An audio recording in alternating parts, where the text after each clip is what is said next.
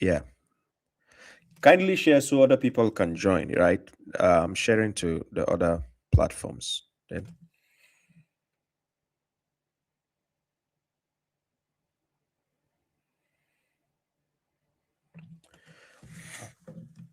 Yes, Maggie, you're welcome. Thank you very much. All you need to do is then just rely on God. According to God, believers rely on God. When we are in a situation when all hope is lost, all you need to do is rely on God. Yeah. With God, all things are possible. But people don't understand the magnitude of faith and what faith can do to put your trust in God. He's the only entity who cannot betray you, right? He's there for you as long as you are loyal.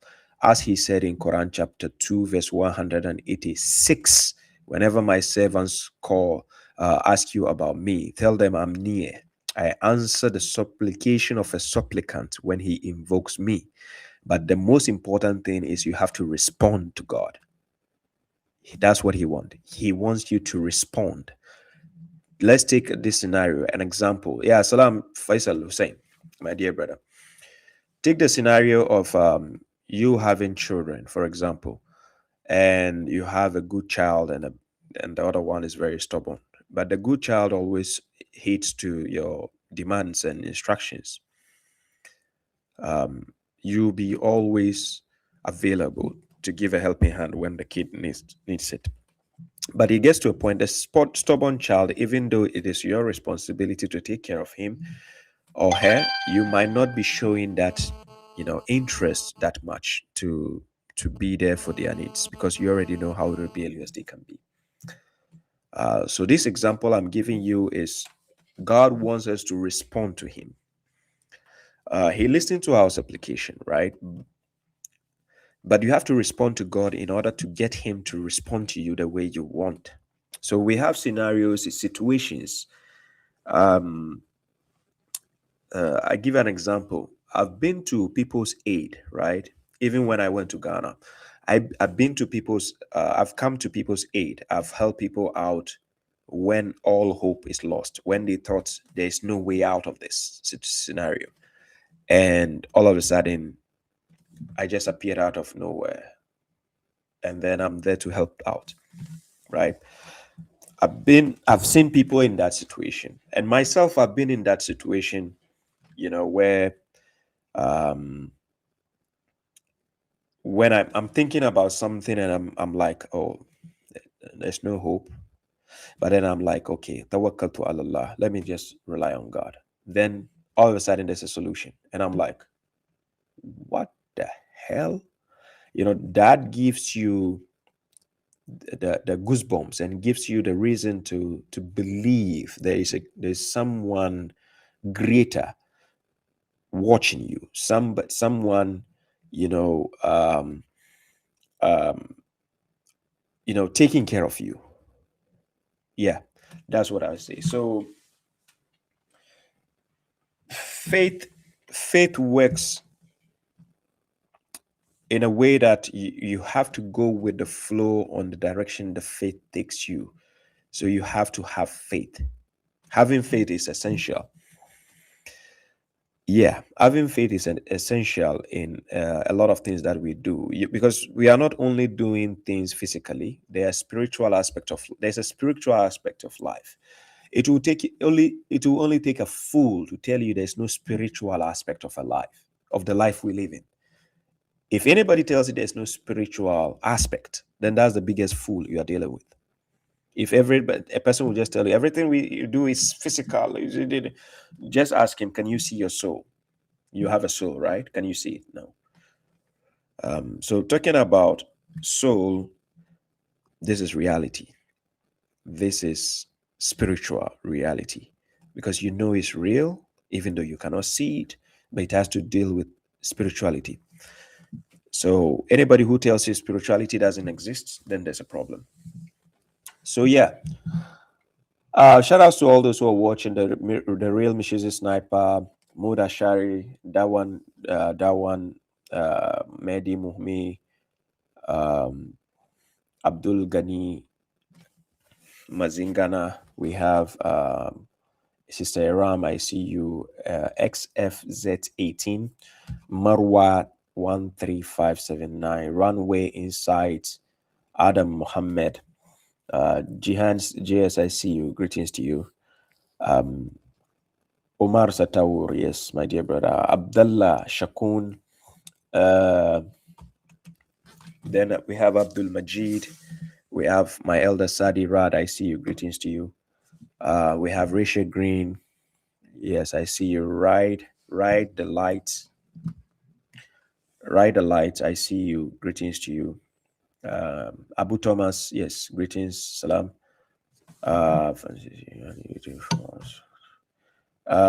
Karim Jonathan. Ak KS. Salam. Khadija Sameya. I see you. Greetings to you. Let me see. My pocket full of money. Sorry, money.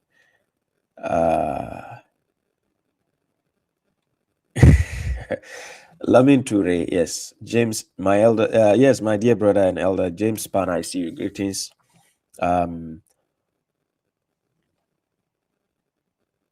Yeah.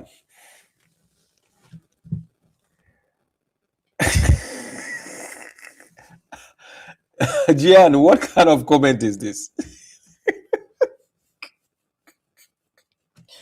Oh my God. So, drink beer. So we have working now. Okay. Yeah. Amadou Isaka, 27. Beb Faisal, Jazby, Faraz Yabut, Pacman Presents, K Sharif, my brother Faisal Hussein, I see you. Salam. Haruna Amadou, Pascal Malay, Baba Mane. Is it Buba? Sorry, Buba Manile. I love you too. I appreciate the support. Baba, can you speak about the verse on cutting the hands? Okay, I have a video on that. If you go to the JC Radio Live playlist, JC Radio, I have one of the lectures where I spoke about that. Is in the timeline, the time codes. I stipulated it, but when there's time, I can tackle on that. Right? Yeah. Kareem J for you. We have Shazar Khan, John Smith. Yeah, greetings from Australia. Right? Yeah, Mohammed White. Yeah, I see you. Mohammed, greetings to you, my dear brother. So, guys, thank you very much. I appreciate the support, and also to all those watching on TikTok, the Lone Wolf, the Propagator, Celestial Soul, all of you guys. I appreciate all of you. Thank you very much.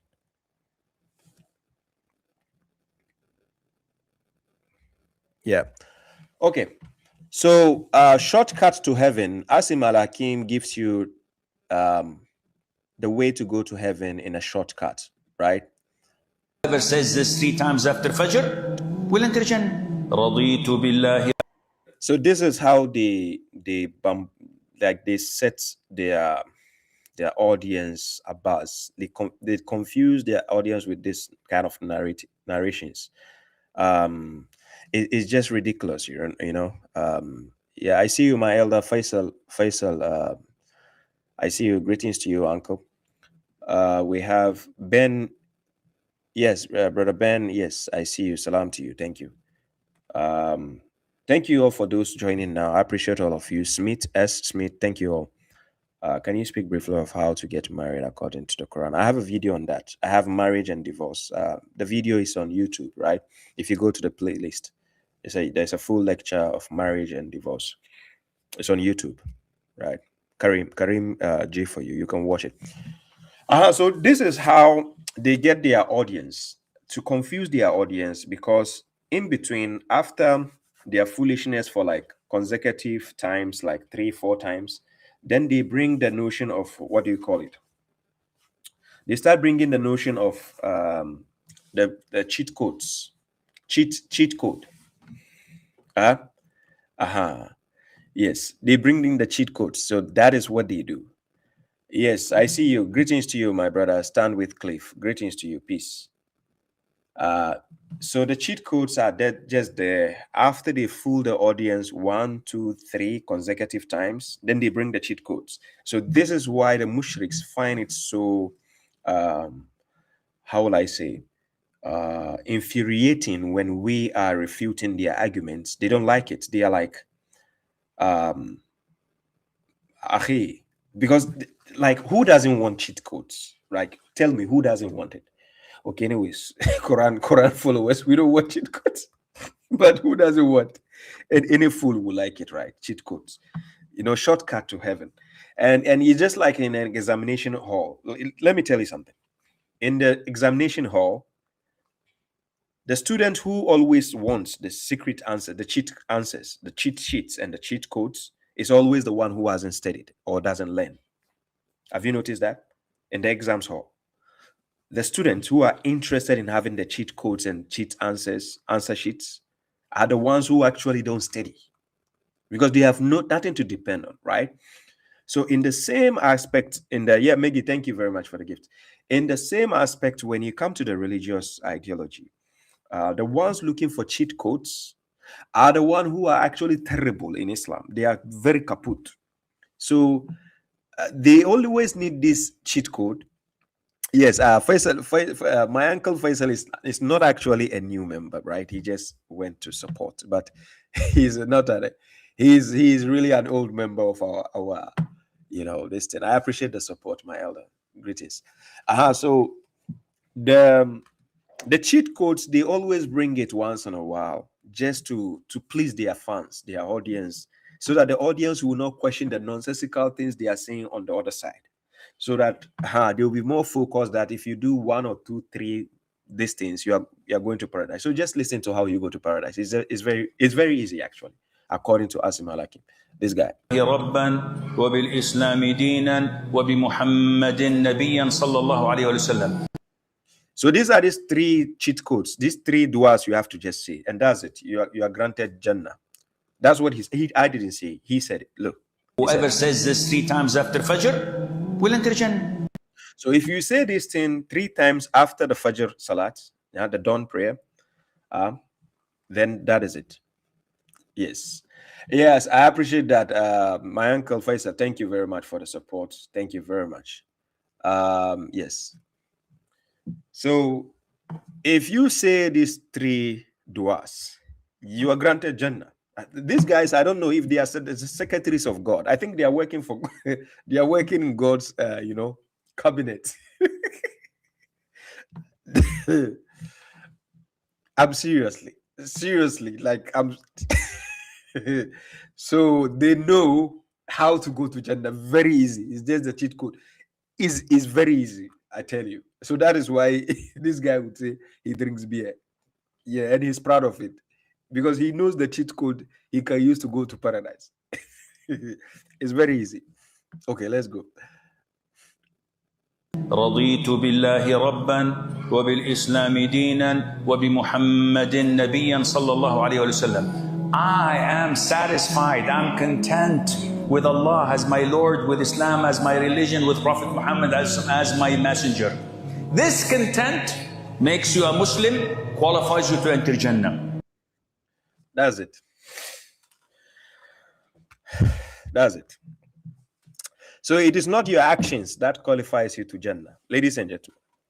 Are you getting the point? Because sectarian religion is based on you saying Shahada and you're done. Just like they tell you when somebody is dying, try to let the person say Shahada, Ashhadu Allah ilaha illallah, and that's enough. وَمَنْ يَعْمَلْ مِسْقَارَ ذَرَّةٍ خَيْرًا يَرَهُ. If you do any atom's weight of good, you're going to see it.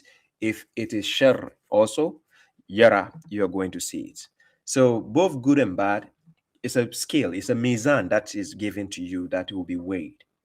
It's your good deeds. That's the only thing that will save you. So ladies and gentlemen, let me show you a verse that you are not maybe paying attention, right? Yes, the propagator. Yes, the cheat codes. Okay, so Quran chapter 39 verse 61. I put it on the screen to see that it is by your efforts that you go to Jannah. So stop waiting for cheat codes. You need to have an effort. And the effort is not just saying magical words and you are done. No, you have to put in the work. It's just like a worker working for a company and he just read the instructions given by the boss, but he doesn't act on them. Can you imagine that? The worker working in a company who just reads the assignments the boss gave, but he doesn't act on the assignments and he's expecting the salary. That is interesting, though.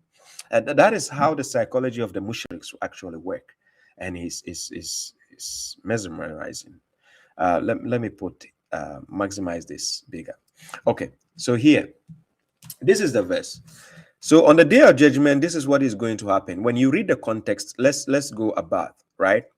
When you read the context from 59, chapter 39, verse 59, it says, certainly they had already come to you, my verses, but you denied them and became arrogant, and you were among the disbelievers. Then it continues. And on the day of resurrection, you will see those who lied about God with their faces blackened. Is there no abode in hell for the arrogant ones? Verse 61, and God will rescue those who were pious by their achievement. No evil will touch them, nor will they grieve. So it is by your achievement God is going to rescue you. It's just like a worker working in a company. It is by your achievements the boss is going to settle you. Yeah? Yeah, no problem. Salam to you, Celestial Soul. Have a good night. Peace. So what people don't understand is what God actually wants you, the believer, to do is mentioned in Quran chapter 10, verse 9. This is how God guides you. Chapter 10, verse 9, God says what?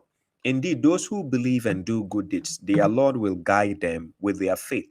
Rivers will flow beneath them in the gardens of bliss. So it is not only about believing.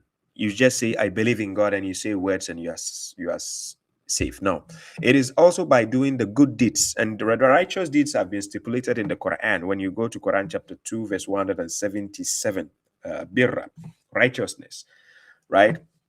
And one thing that is very, very interesting about righteousness, this is a criteria when people don't actually understand, right?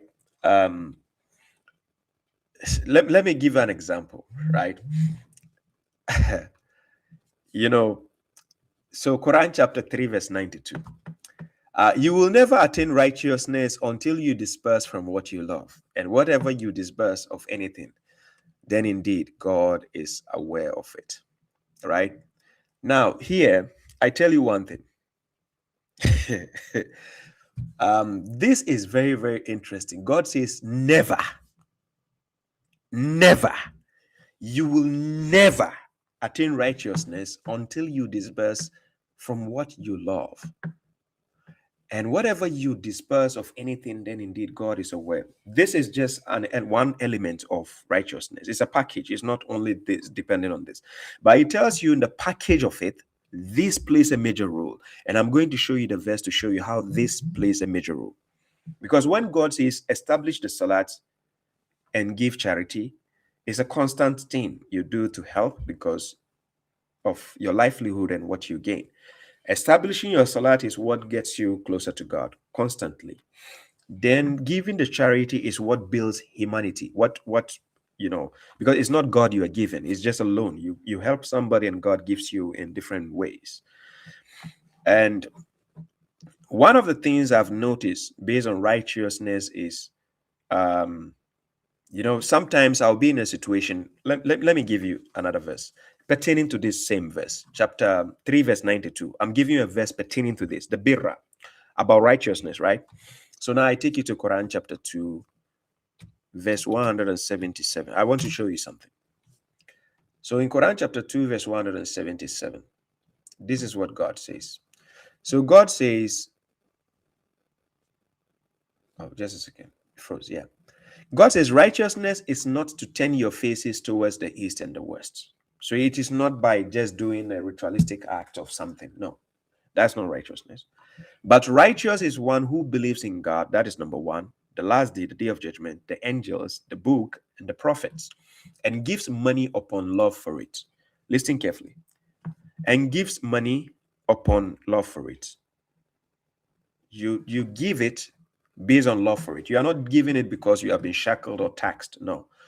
And God says to the relatives, the orphans, the poor people, the wayfarer, the beggars, and for the restricted, recab, not actually slave as in slave, but somebody who has been restricted, and based on that restriction, it makes him become like a slave, but not like ibad, like the slaves. So then it says, and they establish the salat and give the zakat, and they fulfill the agreement. Like you make an agreement, try to fulfill it. If you cannot fulfill the agreement, try to ask for a pardon. It's always good when people make an agreement that, hey, guess what? Let's meet tomorrow at this time. If you're not able to meet it, it's always good to tell the person, I'm sorry, this came up and this. But some people don't seem to care. Whether if they break the promise, they don't care. They don't give a damn about you. So it means they don't value you. So one of the things that consider you a righteous person is part of this. You understand? So, and to fulfill the agreement whenever they make an agreement, and they are patient. This is one of the qualities of a believer, because God is with those who are patient, right? When you read Quran chapter 2, verse 152 to 153, God is with those who are patient, right? And God says they are patient in misery, because the misery is not permanent. Every misery you face in life is not permanent. As long as you are a believer, it will pass. It shall pass. Then there's adversity, and in times of fear, then there are times of fear. We all face that kind of issues once in a while in our lives, right? Those are the ones who are truthful, and they are those who are the pious. So God mentioned truthfulness, sadaqat, honest. There's a reason why he mentioned the honesty. Those are the ones who are truthful. Do you get the point? Now, so in many instances, I'll tell you what. In many instances, I'll just be there randomly, and somebody will just call me or send me a message of support, and be like, hey, Baba Shripe, I have this money, take this, right? And I swear to God, let me tell you the fact here. Sometimes I will randomly get something from somebody, and then there's a loved one, a close person that I know, whether from Africa or anywhere, actually facing an issue or struggle or something. So then I'll be asking myself, okay, so God knew that already somebody's asking for help here. And, this is where it has to go. And one of the things that you have to understand why God puts us in certain positions. Look, all the politicians you are watching, and prominent people and dignitaries and so on, they vow to God that if you make me this, I'm going to do for the people that. And guess what? A lot of them, when they get that position, they forget everybody. They don't give a damn about anybody again. They keep everything to their family and close, family, I would say. They don't even help anybody. And this kind of issues, you see it a lot in Africa. You see a rich man living in the hood where all the neighbors are very poor. He doesn't give a damn about them. He doesn't even feed them. It's just, once in a while, then he does something for them. And sometimes I don't seem to blame the rich people that much, is because those rich people depend on the scholars, that the religious leaders. So the religious leaders lie to them in order to get them not to help the poor and the needy around them. You see? And when we are talking about poor and needy, the criteria of what God gives you is not only for the poor and needy. But what I want people to understand is God mentioned the list of the orphans, the poor people, the wayfarer, somebody who is stranded on the road. Like sometimes you're walking on the street, you see somebody who is just stranded. Maybe he lost his wallet or something, but he needs help to go to another place. Fine. Then there is the beggars, right? And for the recab, the restricted ones. Now, in this scenario, when God mentioned the Salat, which gets you closer to God, and then you have the zakat, which is a constant thing you do in order to purify yourself by helping somebody. Now, what people don't understand is whatever God gives you, he gave you for a reason. Whatever God gives you, he gave you for a reason. So let me give you an example. God gave Baba Shaib knowledge and wisdom in order to help other people. It didn't give me so that I'll sit home and then I'll be proud of having this and I'm like, yeah, I'm knowledgeable. No, he gives you to share with other people. Whatever God gives you, whatever God, because guess what? When you die, you are going to leave all those things behind, right? So what legacy do you leave? So Baba Shai, for instance, the legacy of what I leave behind is the knowledge and wisdom God has given me. It becomes a legacy because when I die and go, people are still going to benefit from it. The riches you have, you eventually die and leave them, whether you have cars, houses, what you name them. As long as you didn't use it to play a role to make your hereafter better, there's a look. I'm not telling anybody that go and throw away the riches or the blessing God has given you. Don't throw them away, please. Because we tell God, Rabbana atina fid dunya hasana wa fil akhirati hasana wa qina azaban nar. So God should make you a balance. Both the hereafter and the world should be good places for you, right? But you have to know how to get your way with God. He gave you those things for a reason. Knowledge, wisdom, patience, whatever he gives you is for a reason, right? So you have to utilize those things in the way of God. You get the point. So yes.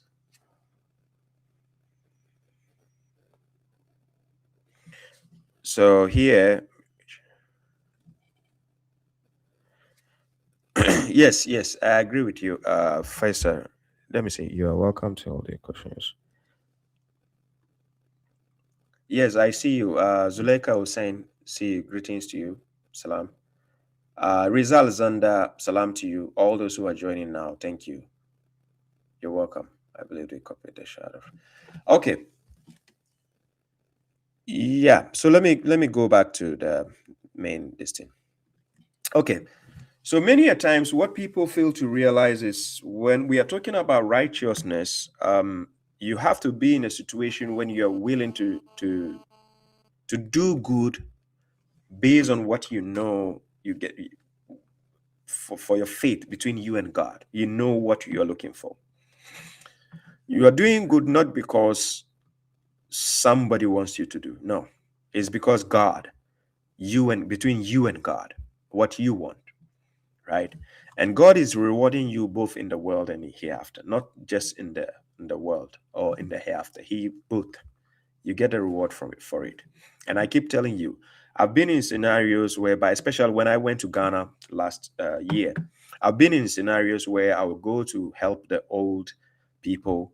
And when I go and I present the help for them, they are just amazed. They are shocked and they are like, we never expected this. And somebody is just coming to our aid and helping out.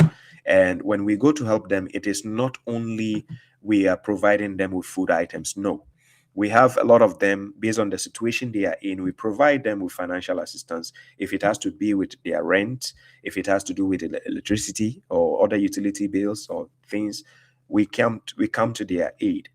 Now you can see the relief on their faces and you see the joy, the smile, the joy that comes with it because it's unexpected. Guys, you know the feeling when you are not expecting something or all hope is lost and then somebody just come to your aid? Do you know the feeling of how it feels like? It's the best feeling ever, right? So I can imagine this when people like that who are looking for help, you don't see them out there. They don't follow, they don't come to you, they don't even chase you on the internet and say, Baba, I need help. No, those people are there. You will find them yourself. You will see them, you will find them, right? Anyways, let's continue. Do I can I put some of the pictures here? Let me see. When I was in Ghana, I was supposed to do this, but I didn't get the time to put the pictures. There is this one man that I got to meet. He was very excited when we got to meet. There's a picture of me and this brother Naba. This is Naba Hussein. This was when I was in Ghana. He also got his copy of the Quran, right? Naba Hussein, a very respectful brother. It's a pleasure meeting people like that. Then we have, let me see, we have, is it this one? Yeah, is it? Yeah. So this is House of Quran. That is Musa, right? This is Musa Sidhu, right? Yes. Also, I met, gave him his copy. Then we have, let me see. There's brother Faisal. This is also Faisal. Also got his copy in Ghana. And then this is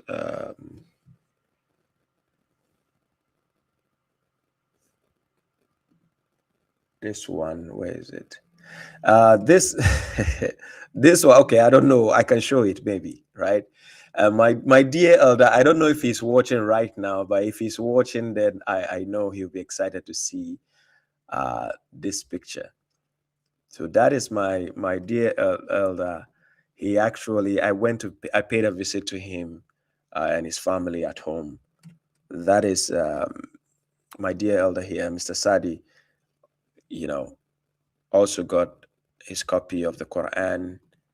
Um, it's just amazing seeing people. Sometimes I wish I have enough time to see people, on with a lot of time. But I've realized that the more audience I gain, the more my time is limited and restricted from being able to interact, get to sit down with people and talk for long.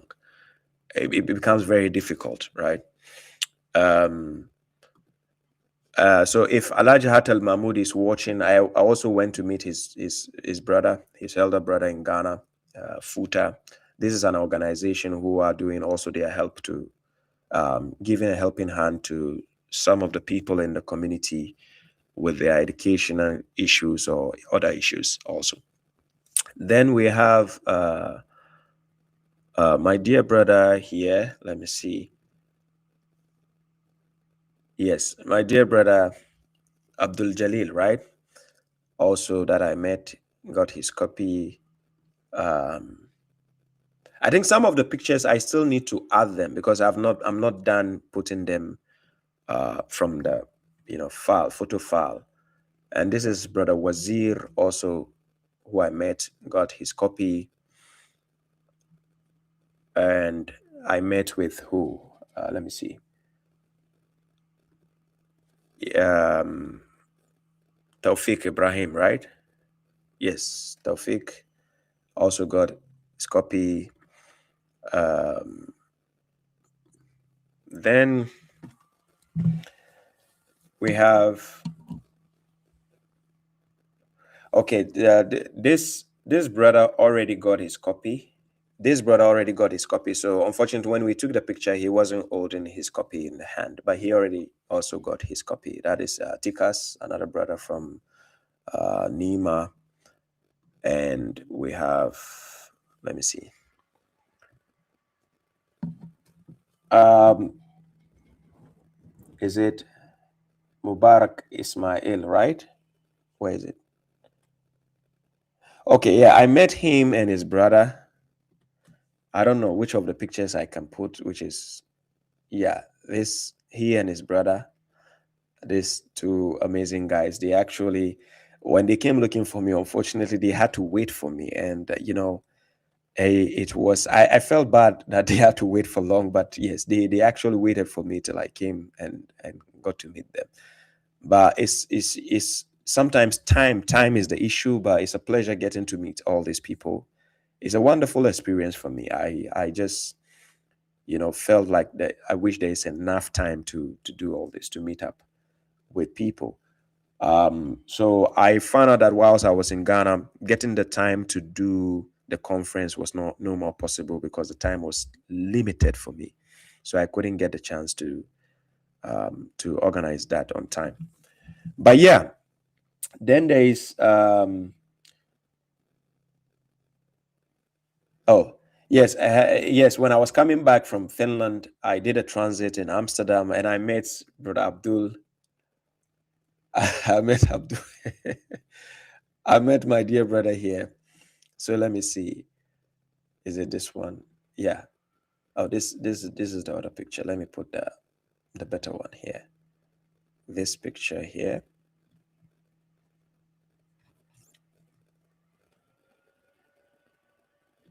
This one. I think this is the better one. Yeah. So it is just interesting, and it's an interesting feeling for me to meet people. I think sometimes people feel when they meet me, they feel it that, oh, wow, Baba Shai, Baba, you don't know how excited I am to meet you guys. Yes, my picture with the elder and also some of the family around, we took a group picture, and that elder is in the Muhammad Awal. His name is Muhammad Awal.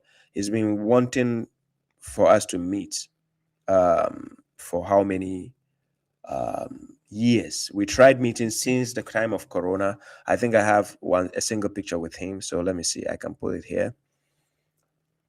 I'm trying to find the clearest, because sometimes we take multiple pictures. So I just need to find the clearest one to put. Which one? Was it this? Aha. So this is me and him. That's Mohammed Awal. And all these people you are seeing in the pictures are a group of believers based in Ghana who follow the Quran, right? For guidance. They've discarded all the trash and nonsense, and they stick to the Quran, right? That is the elder Muhammad. And then we have my dear brother Ashraf also got his copy. And we have guys, there are still more pictures I need to upload, because I met a lot of people that got their copies.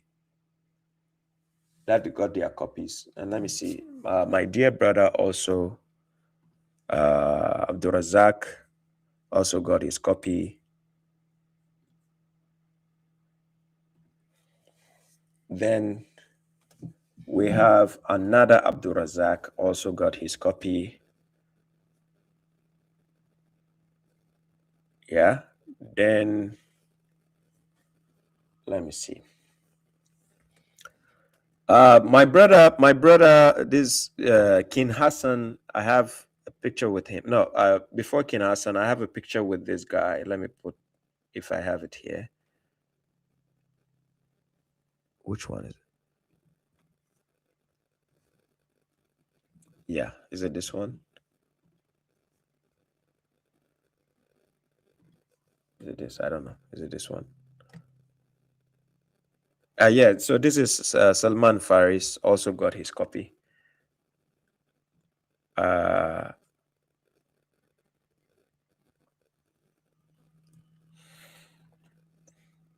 the pictures are just mixed up on my desktop here. I have a lot of pictures, a lot of pictures with all the people I met. And this, my dear brother, already got his copy, but unfortunately, this is not the picture. I have the other picture, but this is not the picture. He was actually working on that day when I came to him. So I think I have a better picture of him to put. He was working on that day when I came, so he just had to do that picture with me. But there's a picture of me and him where I gave him the copy, and I'll take my time to put all that on here, inshallah, so you guys will get to see. So this is just a gist of the people I went around to meet. There's a lot of more pictures to show, but I just need to rearrange the pictures for you to see, right? And also I met with my brother Bawa Davis. Also, he got his copy. He's actually based in Belgium, came to Ghana, and then we happened to meet, right? So I remember whilst I was there, my internet was giving me problems. He actually volunteered that I could come to his place to actually do a program, But when I checked my time, I realized, oh my God, my time is just not enough to move around. Ghana is more of a country right now. I can see, if you're moving with traffic and you're like, okay, let the driver take me here or there. By the time you realize 3-4 hours is gone already of your day, and we only have 24 hours in a day, and you have to sleep at night. Oh my God! Sometimes I sleep around 2-3 in the night, but I found out that whilst I was in Ghana, my time was so limited that I don't have time. Yes, I don't, because in a day I can meet like 2, 3, 4 people like that I have to meet based on appointments. And I can't just meet somebody and I just talk to you 10 minutes and I'm done. No, So whenever I meet people, I prefer to meet them alone, like alone. It's either one or two. Then we can have a talk. We can talk, we can discuss and see the way forward. But like I said, 2 years ago when I did the conference, I was thinking of something possible can be done again last December, but I said no. It will be beneficial for me if I pushed it forward and rearrange so that it can be done at the appropriate time in a bigger fashion where a lot of people can join, right? So, anyways, let's put this on the side for now. We will continue. I will rearrange the necessary pictures and I'll put it online for people to see, right? But let me tackle the main issue of today. I said it is impossible for the Hadithiyoons to be Muslims, and this is something I derived from one mushrik, what he said on his page, right? So let me put his picture here, the picture of the statement he made, just to show you why I put that title. So this is what he said, and I captured that. This is the statement he gave. So he said, this guy who is Yusuf Mulan, he said, open challenge to any hadith rejector. If you believe this proof can be legitimately undermined, show where it fails. Which premise do you reject and why? Share it with your leaders if you like. But remember, they will not stand with you on Yawm al Qiyāmah. The Quran says they will disavow you. Quran says that. Does the Quran mention hadith rejectors? Okay. The last time I checked, the hadith rejectors Quran mentioned are those who reject the hadith of the Quran.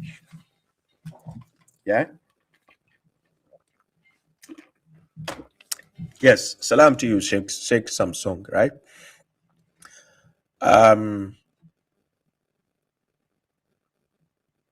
Sheikh Samsung, actually, I didn't put your picture. I have the picture with Sheikh Samsung, right? It's part of the pictures, but like I said, I have to rearrange and show it properly. Yeah, because I ended up seeing some pictures. I didn't arrange the file well. So I do have a picture with Sheikh Samsung also. He actually came to my father's house to meet me. This guy is very stubborn. I gave him time when he can come. He insisted he wants to come and see me, right? Unfortunately, I think Sheikh Samsung, the day he met me was the day I have to leave Ghana. I was leaving Ghana because I put my ticket to leave on the Christmas day. Then I realized, no, it's rather, it would be better for me to leave a day before because the airport was congested and the traffic. So if I have to leave on Christmas date, it will be terrible for me. So I put the date, I moved the day forward in order to travel. So I gave him one of my correctional officers, but I will not put a picture now. I'll put it another time. So let's focus on the topic here. So I'm going to deal with this guy, Yusuf Mulan, based on his argument and what he has to present. So let's see some of his arguments and let's see if he can stand the test of time, right? Because many of the times their heebie-jeebies is too much. Assalamu alaikum wa rahmatullahi wa barakatuh. The proof I'm about to present to you in this video is terrifying and is devastating for the hadith rejectors. But first, let me explain that hadith They just love calling us hadith rejectors, based on their garbage books, whereby they themselves they reject their own hadith books, right? They themselves they reject their own hadith books, but they just love the fact that they want to call us hadith rejectors. This term hadith reject never existed at the time of the Prophet. It's not something that the Prophet said hadith rejectors, or the Prophet assigned the name, or even the Sahabas they claim. There's no nothing as hadith rejectors. If there is any hadith rejector, then we would rather say Umar was the hadith rejector at the time of the Prophet. According to Sahih al-Bukhari 5669, it will be Umar who would rather be the hadith rejector, according to the same mushriks. So they just want to give us hadith rejector so that it becomes like a tag name so that their people can use that to avoid you. That is why they give us those names. And this is why, Baba Shoaib, I call these people mushriks, because this is a tag I want it to remain with them. So that when somebody says it's a Sunni, Shia, and so on, you already know that is their tag. Mushriks. I'm serious. So now the Christians are getting used to the word mushriks, and they know. When I say mushriks, they know who I'm talking about. People like this, right?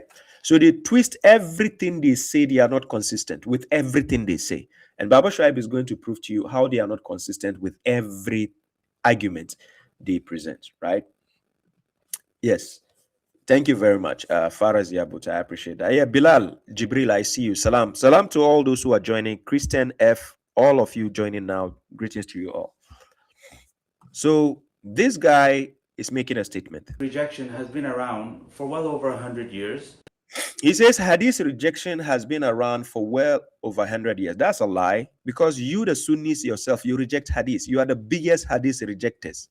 Yes, you are. Muhammad Hijab said it. So let's use Muhammad Hijab to give you the evidence. You guys are the biggest Hadith rejectors on earth. Yeah, and this is not like a new statement or something that is not heard. You're right. So Hadith rejection has been there by you yourselves. Imam Bukhari wrote over 300,000. You guys are only using about 5,000 to 6,000 hadiths only. How is that possible? Huh?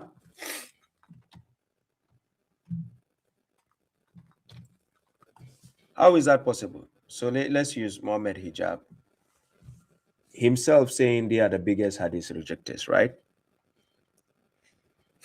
But then the mushriks will try to always use an excuse just to buy their way out, thinking that we don't watch them and we don't know what they say. So this is some of the things they try to do. Imagine you got a million hadith. How many Sahih hadith do you reckon we have? And now we said about 10,000, by the way. Like most of the 95% of the hadith that are in the 6 books of hadith constitute what is authentic. What is authentic? So we've been so critical with the hadith that we've rejected 95% of them. We're the biggest hadith rejectors on the planet. We are, but we're not. So it is not a statement that you guys just go out of ignorance. You just say cherry picking, because the cherry picking, you guys started it. You, the hadith mushriks, you are the guys who start cherry picking. You have over 300,000 hadith collections, and you chose to use 5% of it only. So, ladies and gentlemen, officially, who is the hadith rejector here? And this is Saudi Prince Salman, rejecting a lot of hadiths apart from the 5% again. He's rejecting a lot again. But we don't see you guys calling Salman hadith rejector, because you know he will come for your neck, right? So mushriks, you have another person you fear. So you go. Salman says he's going to reject some trash again. You go and tell him he's hadith rejector and see if your neck will remain on your head. Yeah, salam to you, my brother. Zabadi Badi. So you, the mushriks, you choose your fights carefully. You know, okay, Baba Shrab doesn't have any military force to come and fight. So yeah, you make videos and say, oh, this hadith rejector. Go and tell Ibn Salman he's hadith rejector. So this is Muhammad Hijab's video, clearly placing the emphasis that they are the biggest hadith rejectors. This comes from the horse's own mouth. The mushriks themselves, their confession. So if you are saying hadith rejection started 100 years ago, you are just giving a false narrative here. Seriously, what do you mean hadith rejectors? We reject garbage books. We don't accept a book which says my honorable prophet married a 6-year-old girl. Is that a bigger of a deal to just accept? This thing? Can't you live with that? You know. Yes, salam, my elder Faisal Rabi. Have a good night. Stay blessed. So this is their own words. They reject the hadith. But then you have the mushriks trying to make it seem as if we are the issue when they themselves reject their own books. Always. This is how they make it seem. Right? So let's go. Assalamu alaikum wa rahmatullahi wa barakatuh. The proof rejection has been around for well over 100 years, since European colonialism. This is when this movement began. You are lying, my brother. Yusuf, you are a liar. It's not even the movement began. It's been there. Rejecting the garbage books has been there since time immemorial. Yes, rejecting hadith has always been there. It didn't start 100 years ago. Are you talking about just a century ago? Are you nuts? So it's had time, and pretty much every verse that's ever presented in order to show obedience to the Prophet sallallahu alaihi wasallam. You will never find a verse in the Quran where it says obey the Prophet. Never. You never find a verse where it says obey God and obey the Prophet. No, it's not. It's not needed now that he's dead and gone. It was only required when he was alive with the believers to give him the honor and respect. But he's dead and gone. We don't need any words from him again because it's not part of the messengership duty. That is why God always says, Atiwullaha wa atiwu rasula. Obey God and obey the messenger, because the messenger has been given a message to deliver. Quran chapter 5, verse 67. Ya ayyuha rasul balligh ma unzila ilayka min rabbik wa illam taf'alu fama ballagta risalatahu wallahu yasimika minan nas inna Allah la yahdi al-qawm al-kafirin. Quran chapter 5, verse 67. That is what the messenger was asked to deliver. Yeah, salam to you, Zul, I see you. So the messenger is supposed to deliver the words of God to us. He delivered and he's dead and gone. So when we obey the messenger from the book of God, we are still obeying God. Quran chapter 4, verse 80. Man yusti rasula faqad ata Allah. Whoever obeys the messenger has obeyed God, because a messenger has been given the words of God. So mushriks don't actually understand the meaning of a messenger. So whenever the Quran says Rasul, they will say prophet. When it says Nabi, then they say messenger. They don't even know the difference between a messenger and a prophet. So it is out of this naivety, they will tell you every messenger is a prophet. That is foolish statement to say.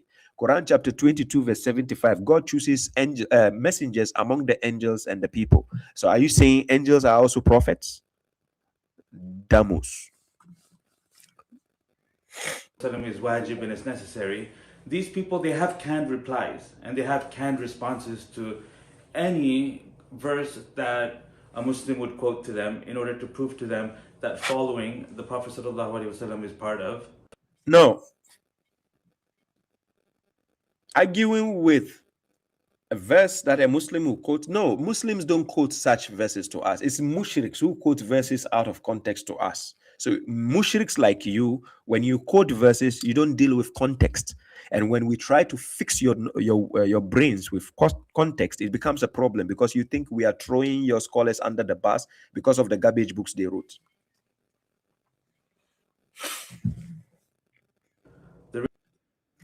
And when I'm saying the garbage books, people don't usually understand why I use such words, garbage books. Ladies and gentlemen, this is Nokia 3310. Do you know this phone? Do you remember this phone? Guys, you remember this phone, right? Do you miss it? Any nostalgia? Right? You see the phone? 3310. Compared to this phone in this era, this is garbage. Compared to this phone, to this smartphone, this is garbage. Do you get what I mean? Okay.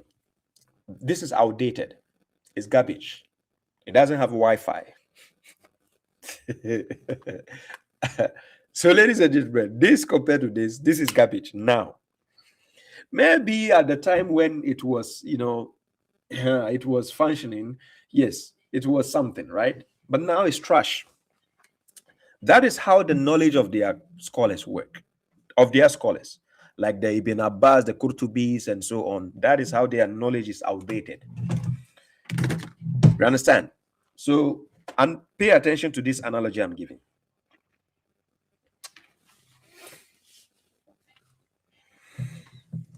Let's continue. Religion. So the argument does not rely on that at all. Okay, so I can predict that once the Hadith rejector sees this proof that I'm about to present right now, they will immediately ask that what is the proof and what is the evidence?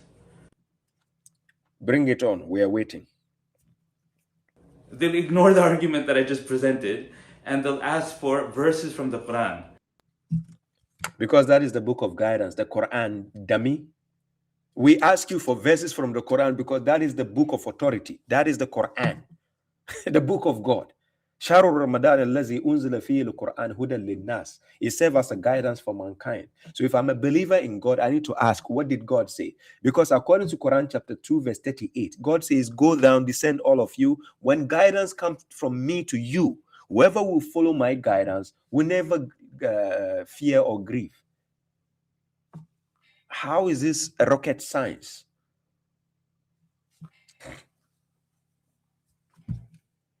Because as soon as I present one verse, then they're going to give a meaning to it different than the meaning I'm. No, we can sit down and deliberate on the meaning one-on-one. If you bring a verse and you are saying I'm giving a different meaning, then come, let's use a criteria you will agree. We can use grammar, we can use context. Let's use anything you want us to use, except your garbage books, because your garbage books didn't exist at the time of the Prophet, right? So let's use any methodology you want. We can use it to examine, except your garbage books. That is the Sababul Nuzul or Asbabul, whatever trash you have. Yes. So don't say we are giving a different meaning, because even your scholars don't agree in the meanings of things in the Quran. Your scholars, Qurtubi, Ibn Abbas, Jalalain, and so on, they always have their point of views. That's why they call them the tafasirs, because they have their own version of tafsir. If you claim the Prophet is the best mufassir of the Quran, how come you still have your scholars giving tafsir of the Quran? Does it make sense? No. Presenting, so now it becomes a clash between whose interpretation is the correct one. Yeah, that's what you guys do, sectarians, because you have a clash between your scholars. You have Qurtubi, you have Bagawi, you have Sadi, you mentioned them, and you are confused on which to choose, who to agree with. Go to the Imams. You have Imam Maliki, Shafi, Hanbali, Hanafi. You don't even agree with all of them. Yes, confusion. You see, so how do we decide this? So we bypass all of that and focus on the argument. Here's the argument. Before European colonialism, pretty much every Muslim on earth, every person who identified as a Muslim, believed it was obligatory to pray 5 times a day. That is an opinionated statement. You are a very dumb person to make such a statement. You are saying pretty much every Muslim at that time they believe that 5 days. What? That's assumption. That is opinion. You are giving an opinionated argument. That's a silly type of opinion to present. every Muslim in that time believed that the 5 pray. Oh my God. Do you guys, these mushriks, you don't listen to yourselves. I'm serious. Let's continue. Vast majority of Muslims even today believe this. You're still talking about belief. You didn't say they can prove it anywhere.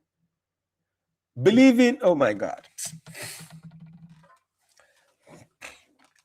I don't have to believe there are 5 prayers. I need to know there are 5 prayers. It's not about belief. You have things you say, I believe. Like believing in God because you cannot see God, his angels, because you cannot see the angels. You understand? You believe. And the previous books and the other things, you didn't see it. Or the things he says in the book, a lot of them, you didn't see it, but you are reading. So we can say believe. But when we talk about Salat, you investigate from the text and you see that is written. Salat, to establish Salat. So that is knowledge. It is not about believing again. So you are talking about the predecessor people in the past believing that what? 5 prayers, that what? Okay, let's continue. But prior to the European colonialism, every Muslim on planet Earth believed this. Okay, that's the first premise. The second premise is this was universal, and it transcended all geographies and all schools of thought and all ethnicities. There was no dissent whatsoever. Premise 3, the only explanation for this state of affairs is either A, the Prophet ﷺ taught that the prayer is obligatory and he prescribed the form. In other words, are you a dummy again? It is God who has to prescribe the religion. Just like he prescribed Ramadan. Kutiba alaykumus siyam kama kutiba ala allazina min qablikum la'allakum tattaqun. It is God who prescribes things to you. Just like he prescribed ablution to you. يا أيها الذين آمنوا إذا كنتم إلى الصلاة فاغسلوا وجوهكم وأيديكم إلى المرافق وامسحوا برؤوسكم وأرجلكم إلى الكعبين. Somebody will say, why didn't he prescribe the Salat? He described the Salat because we are supposed to follow the footsteps of the prophets and the messengers in the past. We see their example. So he described what they did. How they did their Salat is in the Quran. Even Prophet Muhammad, the Salat he did is in the Quran, chapter 4, verse 102. He established Salat with a group of believers. He was the Imam. He stood in front of them and he prostrated. He went down in sujud in prayer. When he was done, they got up. So the sujud signified the end of prayer. How is it a rocket science for you to see the evidences God presents in his own book? But yes, you don't agree with God anyways. That's why you are mushriks. In other words, the ruku and the two sajdas and the qiyam and what we recite and the tashahud and the salam. And Look at the foolishness. He even mentioned tashahud. The same thing they come and say, At-tayyatu lillahi wa salawatu wa tayyibat. Assalamu alayka. Are you a nabi? You are saying salam to the prophet in your salat, whilst you are supposed to be talking to God. Dummies. You are proud of this nonsense you get from your garbage hadith books, and you think that is Islam. every element of the prayer was taught by the Prophet sallallahu alaihi wasallam. Really? Everything was taught by the Prophet himself, and yet you don't have the complete salat from beginning to end in the hadith unless you go and cherry pick from different collections of hadith books. Really? Himself. That's option A. Option B, or it was imposed upon them by some authority midway, maybe in the 3rd century or the 2nd century, whatever. There's no third option. Fourth premise, B is impossible because. Guys, how many premise was he giving? Let me show you something. Let me show you what is wrong with this kind of people. He was given mentioned the premises, right? He mentioned premise 1, premise 2, right? Listen to what he did. 3rd century or the 2nd century, whatever. There's no third option. Fourth premise. He just came from 2nd premise and he went to 4th premise, right? He skipped. Prayer was taught by the Prophet sallallahu alaihi wasallam himself. That's option A.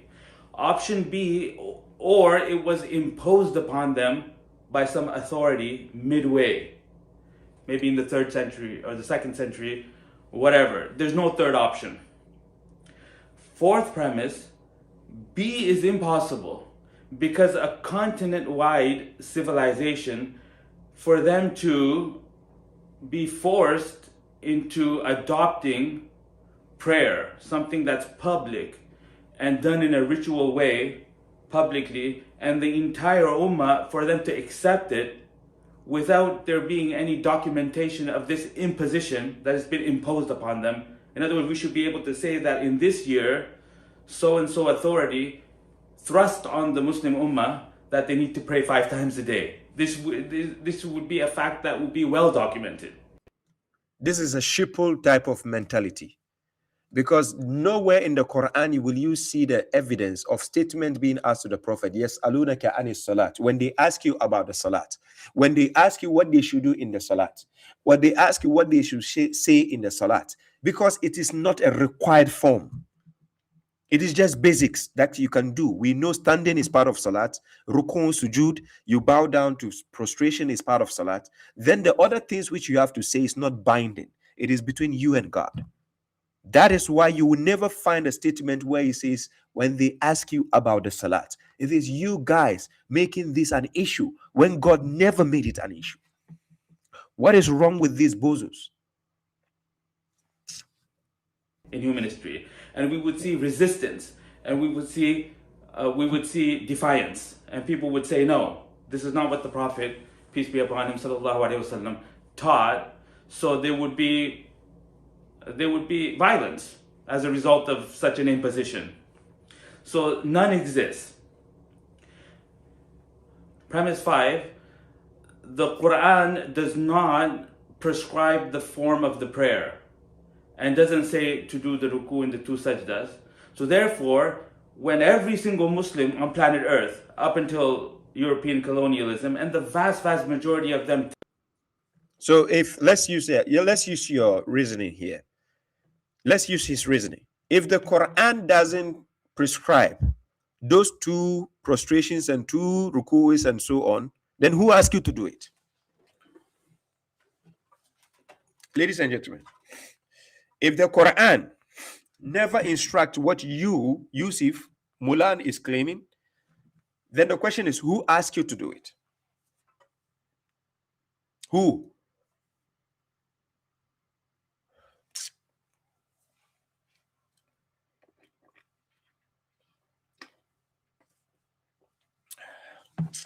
today are praying in this particular way, then that could only mean that it is because the Prophet ﷺ taught it.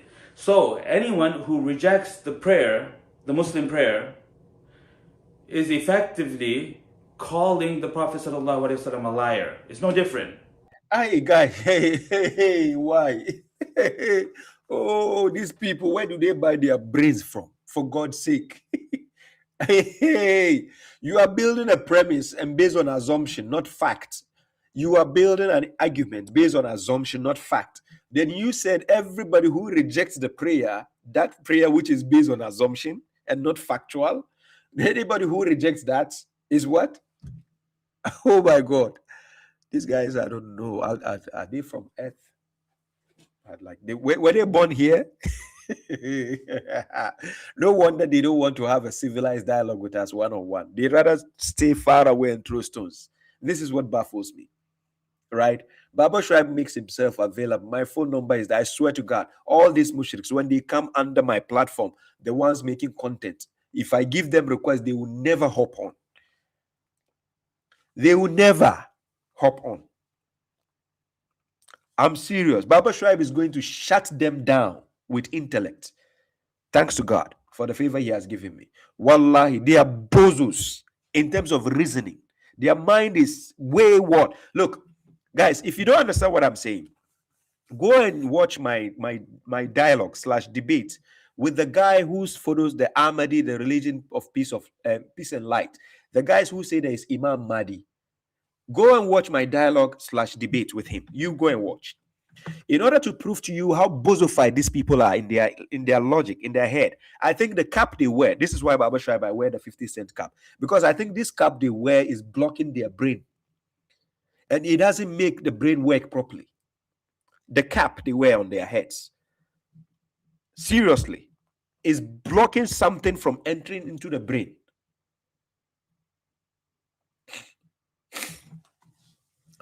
Because how does how is logic working for these people?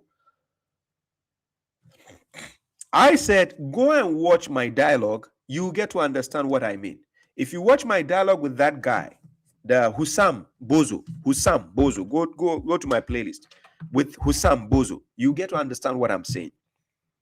I got him to say the Quran is not complete. I got him to say the Quran we have today is not the Quran given to Prophet Muhammad. I got him to reject the Quran in front of everybody's eyes, broad daylight. He rejects everything from the Quran. He says that is why Imam Mahdi came to save. So Imam Mahdi is the new Quran. Intellectual dialogue, intellectual battle. No, let them venture. Let's sit down one-on-one. Baba Shuaib is going to show you how bozofied these people are. Wallahi.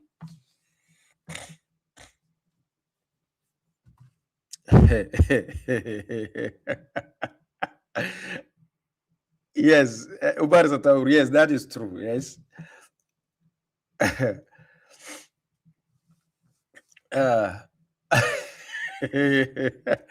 Yes, Jian, that guy was something else. Hussam was something else. It got to a point when I wanted to explain something. He said he would not give me the chance to explain. I was in my head, I was like, oh my God, did I even have the time to debate this guy? I left. Seriously. Like I tell people, Baba Shuaib has never ever been scared to go on somebody else's platform. But however, in order for me to choose to go somebody's platform, he has to make an agreement and make a vow that he is not going to break the rules. But I swear to God, anytime I venture and go on any mushrik's platform, they will break the rule. Anytime Baba Shuaib steps foot on any mushrik's platform, they will break the rule. Anytime. So this is why when I make my platform open and I say, come, come, it's like they've seen the angel of death. I'm not joking with you. When they see Baba Shuaib platform and you tell them, go to Baba Shuaib, go and challenge Baba Shuaib, it's like they've seen the angel of death. I'm not joking with you. Put me to the test. Let them call right now. When I'm done, let them call. They run like Farrat min Kaswara, the way donkeys are running from the lion. That's how they run. Yes, because fools don't want to see wisdom and intellect. No. They despise wisdom. Fools don't want that.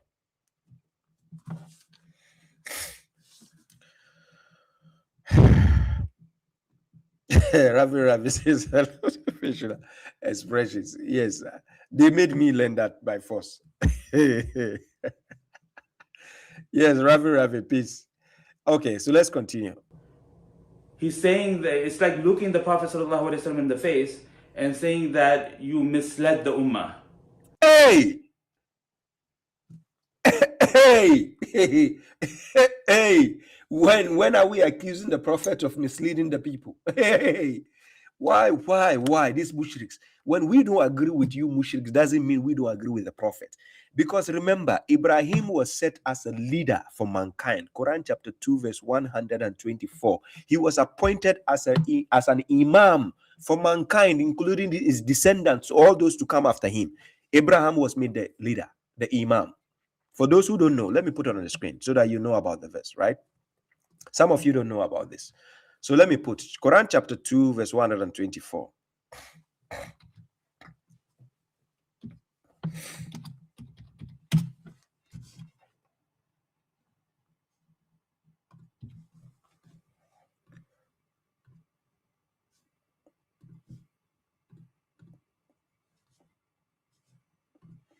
I put it on the screen here.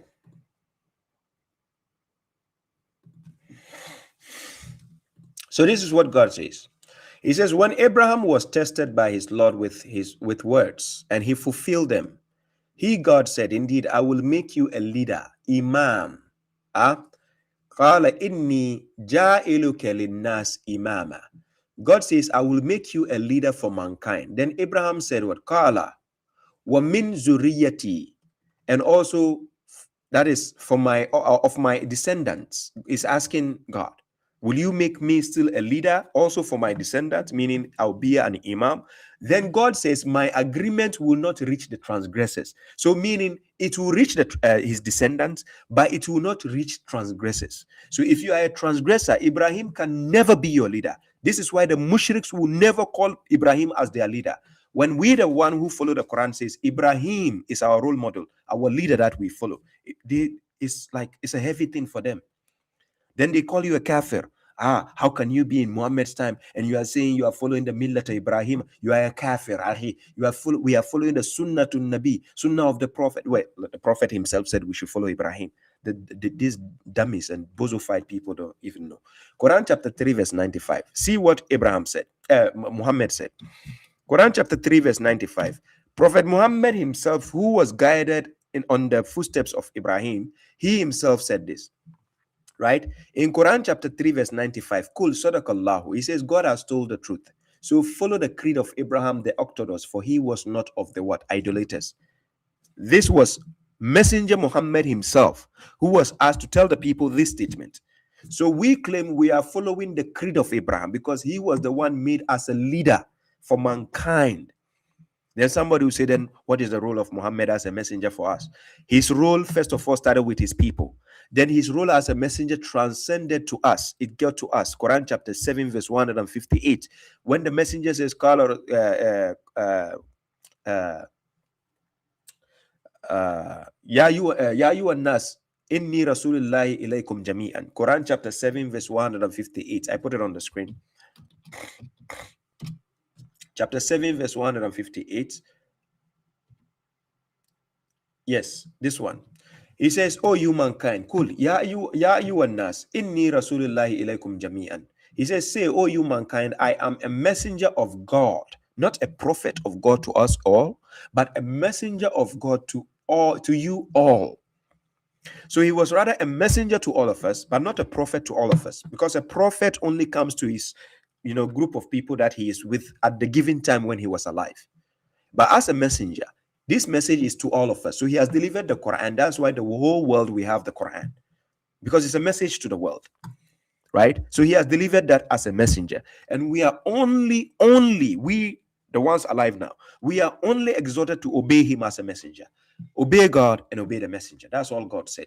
I wasn't there at the time when he was a prophet for me to obey anything there at that time. For instance, Quran chapter 33, verse 53, I cannot obey that one. I'm giving you some examples where I cannot obey the prophet because I'm not alive at his time. People don't understand this. So, chapter 33, verse 53. Let me give you an example. In Quran chapter 33, verse 53, God says, "O you who believe, do not enter the houses of the prophet unless you have permission for a meal, without waiting in patience, unless when you are invited. Then enter, and when you have eaten, then disperse, and do not socialize for discussion." So, all you who believe here, do not enter the houses of the prophet. It's not talking to me. I have nothing to do with this verse, even though I believe it existed. It happened. But that instruction is not for me. Are you getting my point? So not only that, and I can give you another example. So let me go to, let's say, Surah Al-Hujurat. Let's go to Quran chapter 49. I can start from verse 1. I want to show you something. Chapter of the rooms. It says, "O you who believe, do not advance before God and his messenger, but beware of God. Indeed, God is hearing." Then it says, "O you who believe, do not raise your voices above the voice of the prophet." This has to happen when he was alive. When he talks, then you raise your voice. "Nor shall you shout at him." This has to happen when he was alive. In speech, as some of you shout at others, right? "Lest you void your deeds while you do not perceive." This can only happen when he was alive with his people. You understand? So there are a lot of examples I can give you from the Quran pertaining to his role as a prophet was only with his people, group of people at that time. But as a messenger, his duty has already transcended, and we can see the duty being exhibited in the Quran. This is why God never said his role as a prophet was even an example for you to take, but rather his role as a messenger. Quran chapter 33, verse 21. لَقَدْ كَانَ لَكُمْ فِي رَسُولِ اللَّهِ أُسْوَةٌ حَسَنَةٌ. So Quran chapter 33, verse 21 mentioned him as a messenger, and his role as a messenger is what you have to adapt. Let's go back to the mushrik.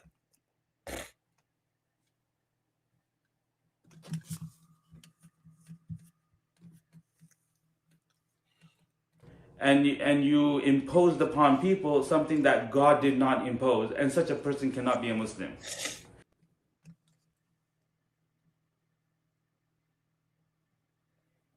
What is his argument? Seriously, he lost me.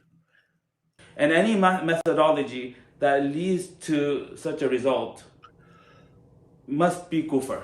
There's no other thing. So what I'm saying here in this video is, Yusuf Mulan, you sound boring. Seriously, you need to learn how to even give a talk.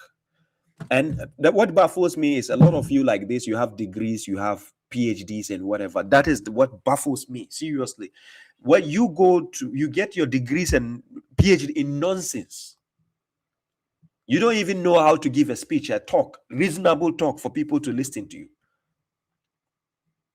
I'm only doing the video on you because somebody suggested I should. Like, I will see you in the traffic and pass you. I will not even look at you twice because you have nothing to offer. there are certain things that we know that the Prophet ﷺ taught unquestionably. And look at the foolishness. Look at the foolishness. We have many things that we know the Prophet taught unquestionably. the prayer is one of them. And the proof is that everyone prays today. What? What? Ah! Ah!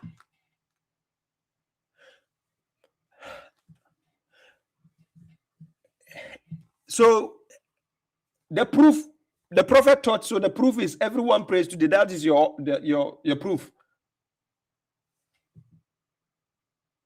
I thought every Christian today is worshiping Jesus. So Jesus taught them to worship him because every Christian worship Jesus.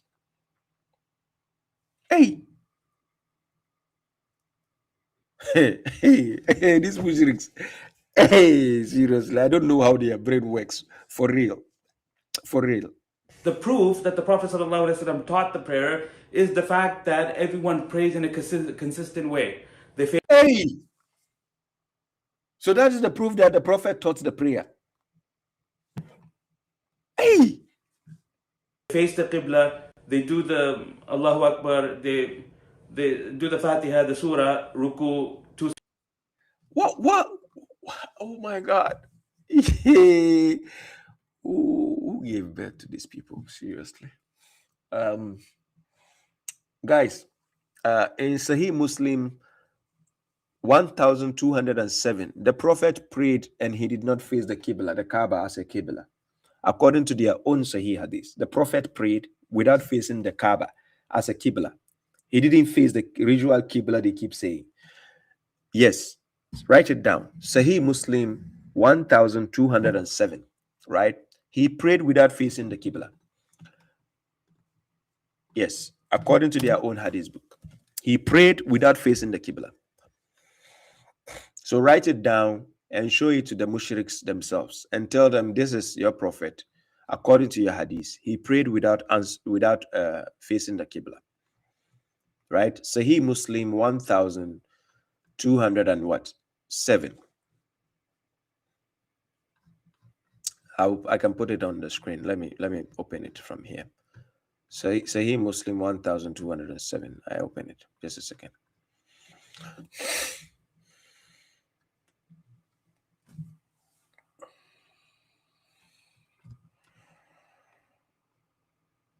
Here we have B, we have C, we have D.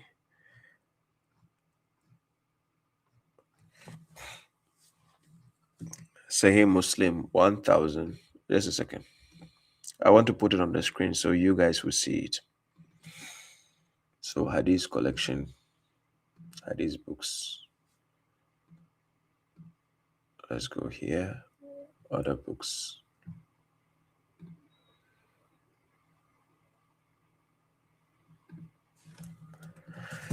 Yes, Sahih Muslim.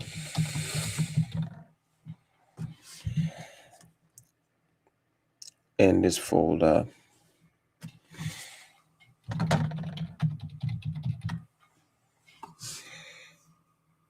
we have Kutub al-Sitta, we have this one, we go to History of Hadith, and we go to the Hadith books, Sahih Muslim. So 1207, yeah, should be here, 1207. I'm going to open the Hadith to you for you to show you something.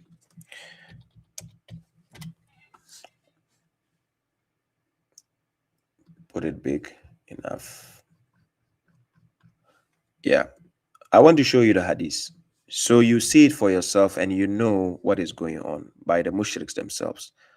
So share the screen and I share this one, the file. This is the file. So guys, you can see the screen, right? Oh, sorry. I need to put it here. Is it?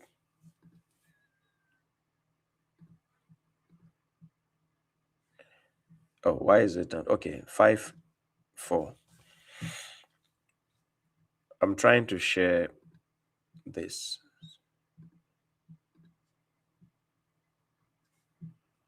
Why is it not showing?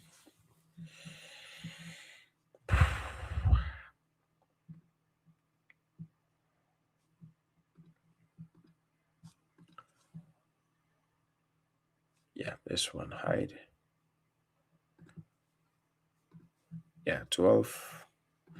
Bear with me just a second. I'm trying to show this on the screen. I don't know. Why is it not showing?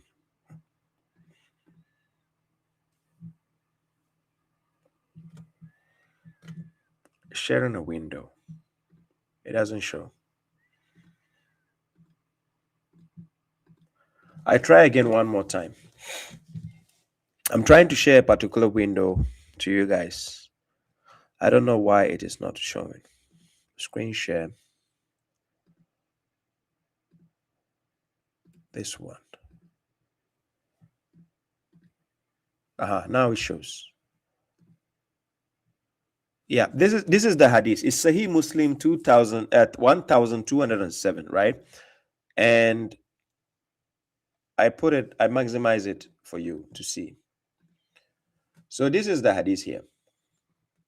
It says it was narrated that Jabir said, "We were with the Prophet on a journey, and he sent me on an errand, and I came back and he was praying atop his mount.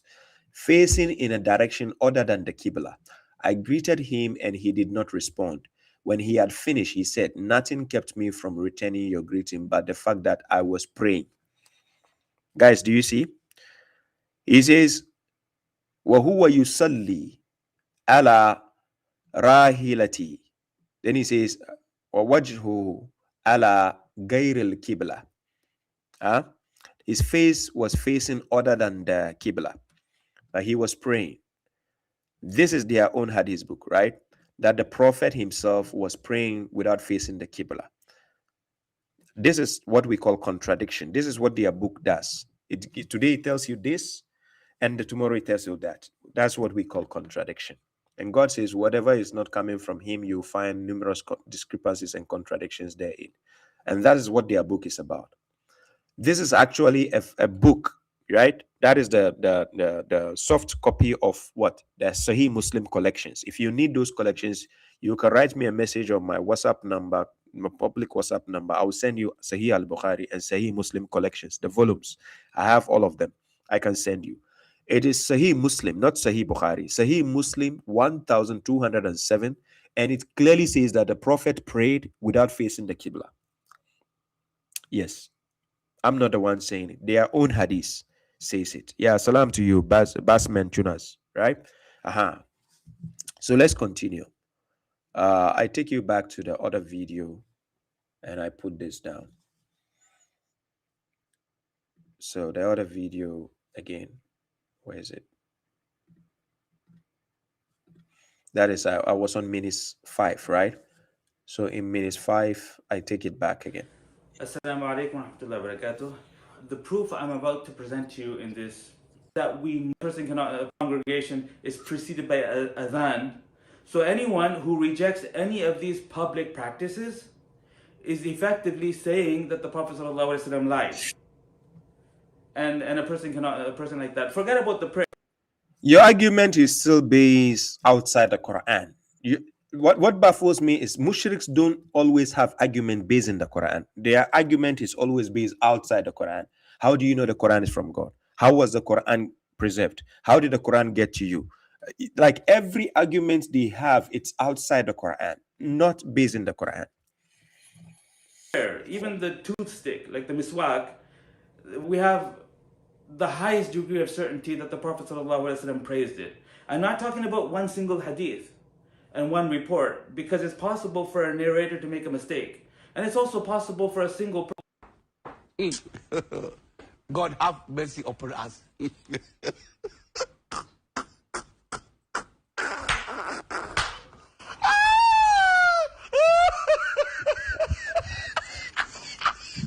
We are talking about the Prophet, and you are seriously talking about miswak. That the Prophet praised miswak. So what? No, seriously. He prayed miswak. So what?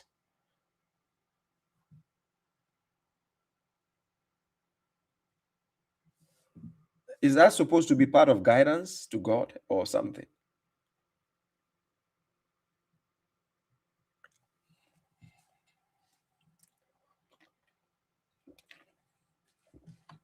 Or guys, is it that when you are married and you use miswak to brush to when you kiss your wife, it tastes differently or what? I don't understand. The Prophet, according to the hadith, he praised miswak. So what? person to be dishonest, but for an entire continent-wide civilization to adopt a practice without it either A, being taught by the Prophet ﷺ himself, or B, being imposed upon them by some authority, sometime in the history of the Ummah, for which there's no evidence. It would need to be there. Like we would need to know the year. It's such a major event. It would be such a major event that this would be well documented. It would change the course of history. Like literally, it would change the course of history if the Muslims were not praying and all of a sudden they're now praying. What? We like our argument is they are not praying. Where is that argument from? You see, at some point in history. So when no such document. History has proven to us that when something is taught to a group of people and they have to pass down to it to other people, it changes. It doesn't remain the same. We are claiming prayer is 3 in the Quran. You people keep twisting it, it became 5. A lot of things mentioned in the Quran, we know prayer has to do with standing, bowing down to prostrate. Yes, Quran mentioned that, but you people change it with time. Put 10 people in a row. Talk to the first person. Tell him to pass down exactly what you told him. Tell him to pass it down and give them 10 minutes. I swear to God, by the time it gets to the last person, it has changed. That is what we are talking about. That whatever you are claiming you have and you cannot back it with the Quran, it is not consistent anymore. Everything has been changed. That is our claim to you guys. Why are these mushriks finding it difficult to reason with logic? Seriously. Documentation exists, then that forces us to the first option, which is the Prophet ﷺ taught it. So now anyone who denies the Muslim prayer cannot be a Muslim, because that's the equivalent of looking the Prophet ﷺ in the face and saying that you lied and you manipulated the people and you imposed upon people something that God did not intend. And there's so many other examples like this. So hadith rejection actually leads to this. So this is why 95% of people that reject the hadith, they are not Muslim. And I just proved it with this 5-step argument. And if you are a hadith rejector, Yusuf Mulan, I'm sorry, I don't know your level of intellect. Seriously, I think you have a low IQ. What did you just prove? Everything you said is naivety, nonsensical. You are basing your issue based on opinion. And saying based on this fact, these things you call facts, the opinions, that means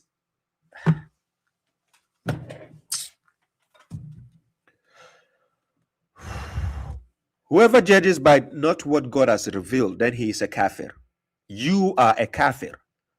If you are judging people based on not what God has revealed, then you, my brother, you are a kafir. Yusuf, Mulan, you are a kafir. Quran chapter 5 verse 44. Whoever judges by that which not God has revealed is a kafir. you want me to quote some verses? Yes. Can you dare quote some verses to prove to us that we are kafirs or we are wrong? Why do you people hate the Quran like that? Quote some verses. We want you to quote the book of God, because that's where judgment comes from. God clearly says in Quran chapter 6 verse 114, "Afaghairillahi abtagi hakaman wa huwa allazi anzala ilaykum al-kitaba mufassala." Shall I seek a judge other than God, while he is the one who has revealed to you the book explained in detail? Shall I seek a judge? So quote the book of God to me. Let God judge me. Because God says whoever does not judge by what God has revealed is a kafir. So you want us to listen to you, the shallow-minded mushriks like you? Even the famous ones among you, they have shallow mind. How much more or less you, the infamous ones?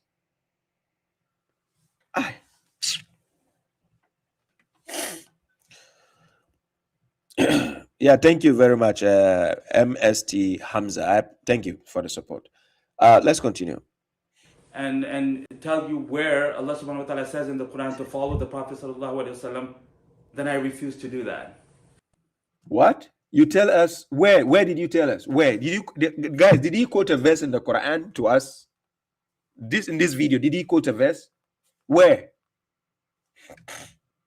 And my refusal is actually warranted, because whenever I quote a verse and I tell you here's what it means, you have 100 years of a developed movement taking every verse that's ever been presented in order to show that obedience to the Prophet ﷺ is wajib and necessary, and they've reinterpreted it. So it becomes a semantics discussion.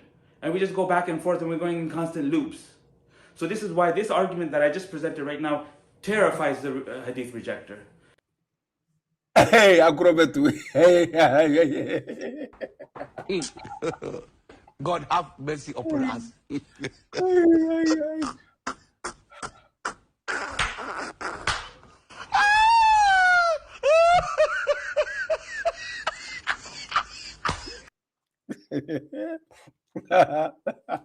Ladies and gentlemen, he terrifies us. He just terrified us.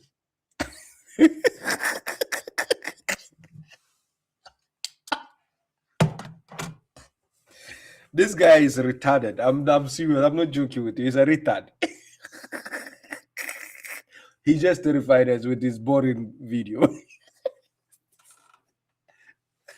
Hey, hey. I'm serious. These mushriks, I don't know how their brain works, to be honest. Like, how can I, Baba Shab cannot take you seriously, you guys anymore. I'm serious. The mushriks, look, it's enough. I can't take you seriously. No. And they will not be able to undermine it.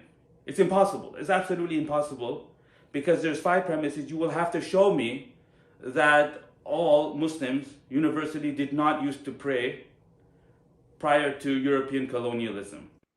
Is that our argument? That all Muslims do not used to pray? Is that our argument? And this is mass transmitted historical fact. Like, I mean, you got to accept.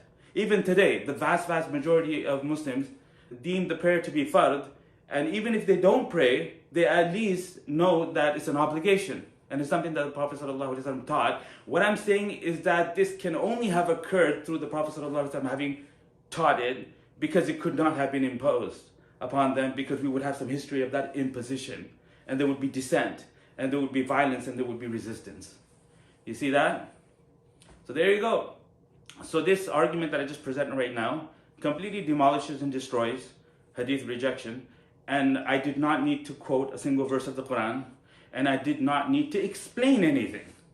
You see? So now if somebody says that, oh, in your prayer you have a tashahud, and in the tashahud you're committing shirk because you're addressing the Prophet ﷺ directly, then this person is speaking nonsense. Like, I mean, it's impossible for them to be correct.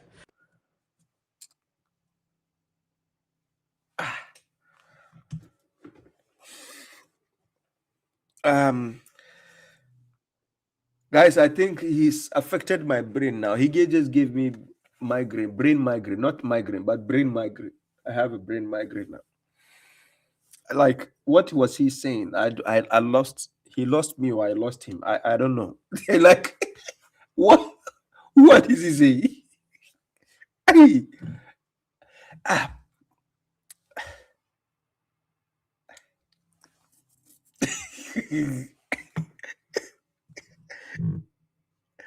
Like, these guys, I think the heebie-jeebies they have is customized. He's a customized heebie-jeebies they have. Hey, how did they reason? Malakum kayfa takumun am lakum kitabun fi tadrusun inna lakum fi lama takhayyarun. They just don't like the Quran, right? So they use their, like, somebody say Yusuf Melon. Because what that entails is that the Prophet ﷺ taught people to do shirk in the prayer. You see? Because like the other elements of the prayer, like the ruku and the 2 sajdas, the tashahud itself was also taught by the Prophet. And the proof is that we do it today. The proof that the Prophet ﷺ... So the proof is that you sit in your salat and you talk to the Prophet in your salat when you're supposed to be talking to God. So you say, Atayyatu lillahi wa salawatu wa tayyibat, assalamu alayka ayyuhan nabiyyu, because the hadith told you that the Prophet taught you. But I thought the same hadith tells you that you should pray as you have seen the Prophet praying, even though no mushrik on earth today has seen the Prophet praying before. But then you believe he sat down to say to himself, Assalamu, he's sitting down in the salat and he's saying to himself, Assalamu alayka ayyuhan nabi. You mushriks believe like that, right? taught it is the fact that everybody does it. Because the majority are doing it, that means the Prophet taught it. Wow. Because everybody is doing it. So that means the Prophet taught it. Because the only other alternative is that it was imposed upon them. And something that's this public. And so So it was imposed, but not in the book of God. A prophet imposed it. Really. Laysa, laysa alayhim bimusaytir. Or we can say lastu. Lastu alayhim bimusaytir. So you are not you're like a tyrant over them, or you are not in control of them. Of them. The prophet is not supposed to be like a tyrant over you. He's not supposed to be in command by force over you. He cannot even guide you by himself, because the guidance is not based on him. But these people are trying to make it as if the prophet is in charge of Islam and he's imposing his own ideology upon the people. And this is how they make it seem, right?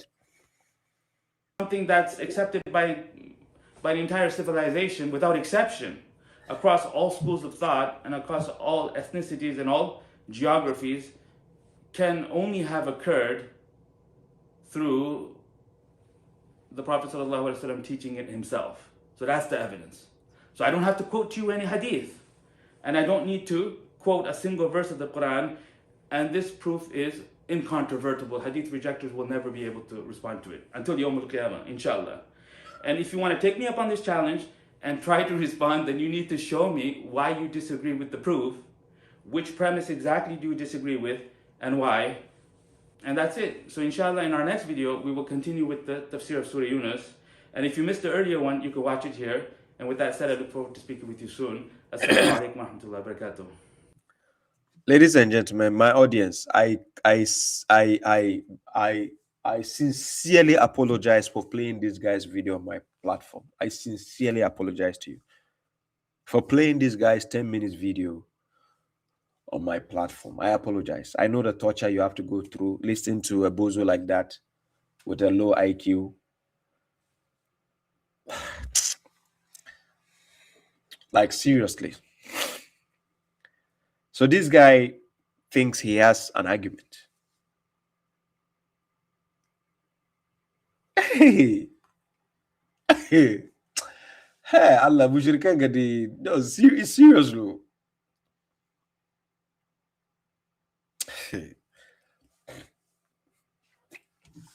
Ladies and gentlemen, I'm sending the guest link. You can join as a guest. You're welcome to join as a guest. Let me share the invitation. I put the invitation here. You can join. You're welcome to join as a guest. You can call on the program. And this one, you can also call on my WhatsApp number.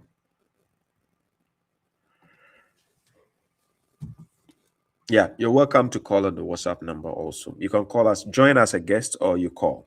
So it's shared on YouTube and Twitch, and you can copy it to Facebook, the link, the invitation link.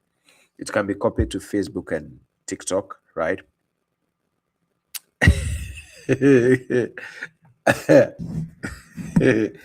JS says we want a refund of our time. It's quite unfortunate. Unless I rewind the time backwards, then we can take it back.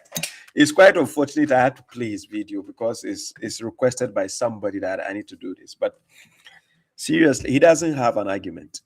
Like, it was just an opinionated argument, and his argument doesn't carry any value going anywhere, right? It is just in this confinement on his office room and making statements without any warrant and any, yes, they only follow conjecture. I liked him, made me feel really great about myself.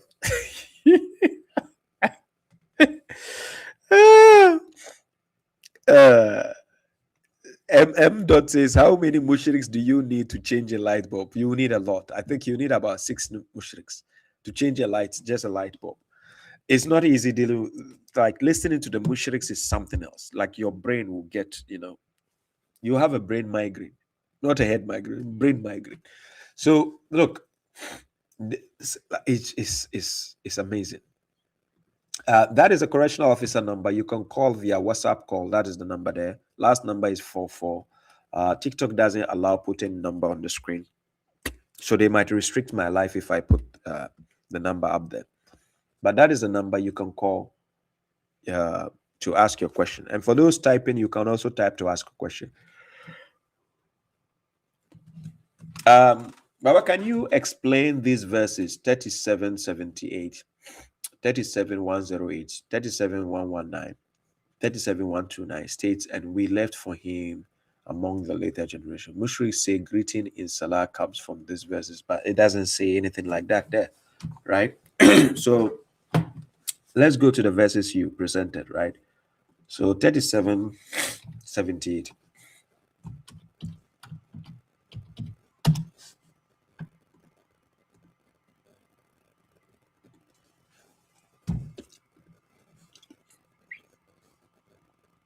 I put the verse on the screen. Let me see. So this one, the great Quran. So God is talking about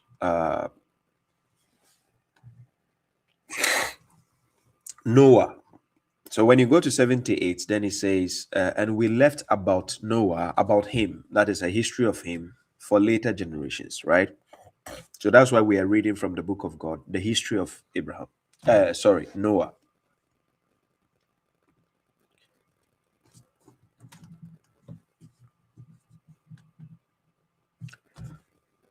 Then the next verse you said 108 in the same chapter. Then we go to 108.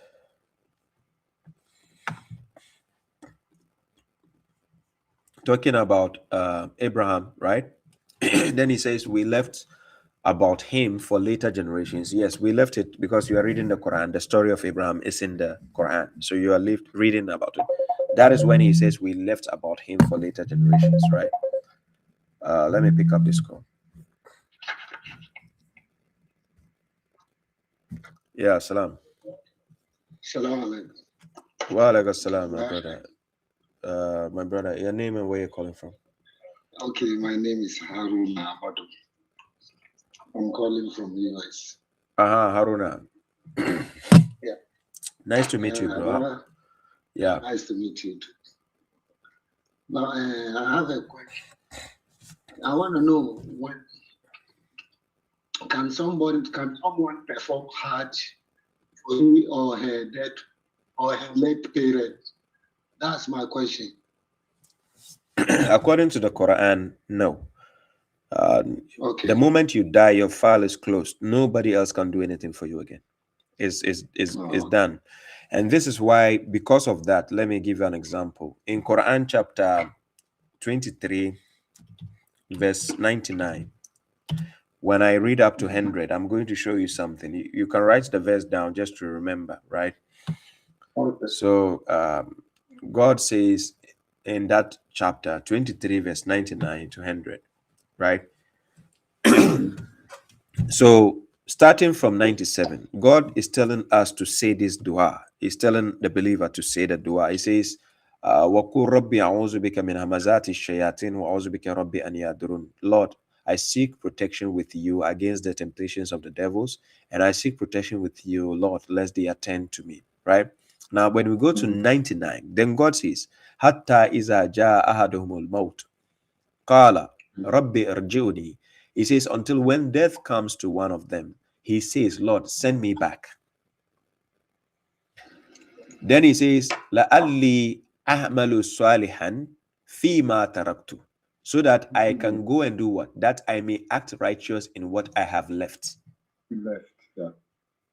Then God says, nay, indeed, it is a word he is stating, but behind him is a partition until the day they are resurrected. So now the question is, this person wanting to go back so that he can now act righteous on what he has left behind. It is not going to work. His file has been closed.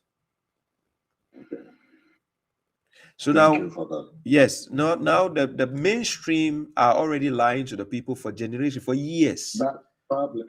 Yes, they keep lying to the people. It's just like somebody has finished writing exams, then you say somebody else is coming to continue for him. It doesn't make sense. You see, because God already knows your future and your intentions. And if this person who said, I want to go back to this, why didn't they announce everything before they left to their family? Now that they are gone, they say, oh, can I go back and go and do? Then you see somebody will take the money and say, okay, I'm going to build a mosque for this person, or I'm going to build a well so that they'll be getting the blessings. Exactly. So if that is the case, then people will be buying paradise. Exactly. VIPs. When you are God, people can do something on that. Exactly.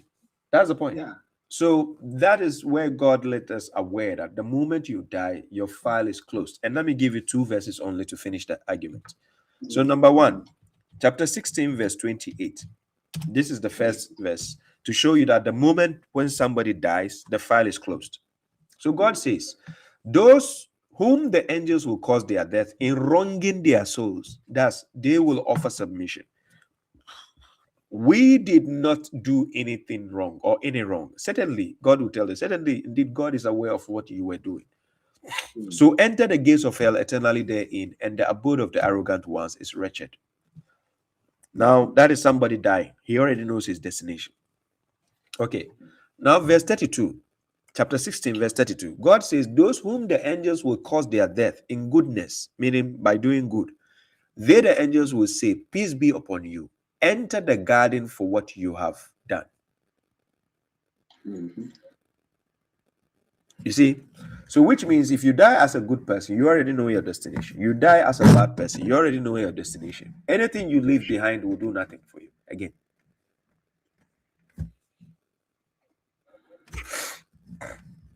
And one thing to this question to what the dua and the prayer. You said? What of that? I mean, when someone and they pray for safety and whatever. So what are It doesn't do anything again. I just gave you 2 verses. If the person died as a believer, are they secured or not? they are secure? Yeah. Thank you. So So thank you. So what prayer are you going to do for that person? you can say it again. Yeah, because the file, like you said, your file is closed. It's file. The file is closed. Yeah. The only reason why we say alayhi salam upon somebody, or we say rest in peace, or may peace be upon the person, is a sign of respect. It's a greeting to the dead, like a respect. That's all. So if I say rest in peace or peace be upon him, it's not like I'm praying for God to forgive him or to bless him. No, peace be upon the person is a sign of respect, that a person's name has been mentioned and you show that respect. That's it. Thank you very much. You're welcome, my brother. Thank you very much. So stay tuned, keep on watching. Thank you. Peace. All right. Salam alaikum. So Umar Satawura, was answering your question. The next one is 37,199, 37,129. And you said, and we left about him among the later generation. Yes, leaving about them is the stories of the prophet you find in the Quran. So God left their stories so that we can remember them. That's why God says we left about him. So God leaves down your legacy where people can remember you with. You understand? That's why when people want to die, when people are dying and they don't have any children, they don't have any kid or somebody to pass on their legacy, they get worried. They want a heir. Check the story of Zachariah when his wife was a barren. He complained to God, God, I need somebody to pass to continue with my legacy, or the legacy of the family of Jacob. So sometimes we all need something to be mentioned about us in one way or the other. It has to be a good thing that people can remember you with. So it was an honor for them when God says we will leave about them for the later generations, so that we read and know about them. Other than that, they will be wiped out of history and nobody can even talk about them. So that was the notion of the verses being mentioned in chapter 37, Surah Al-Safat.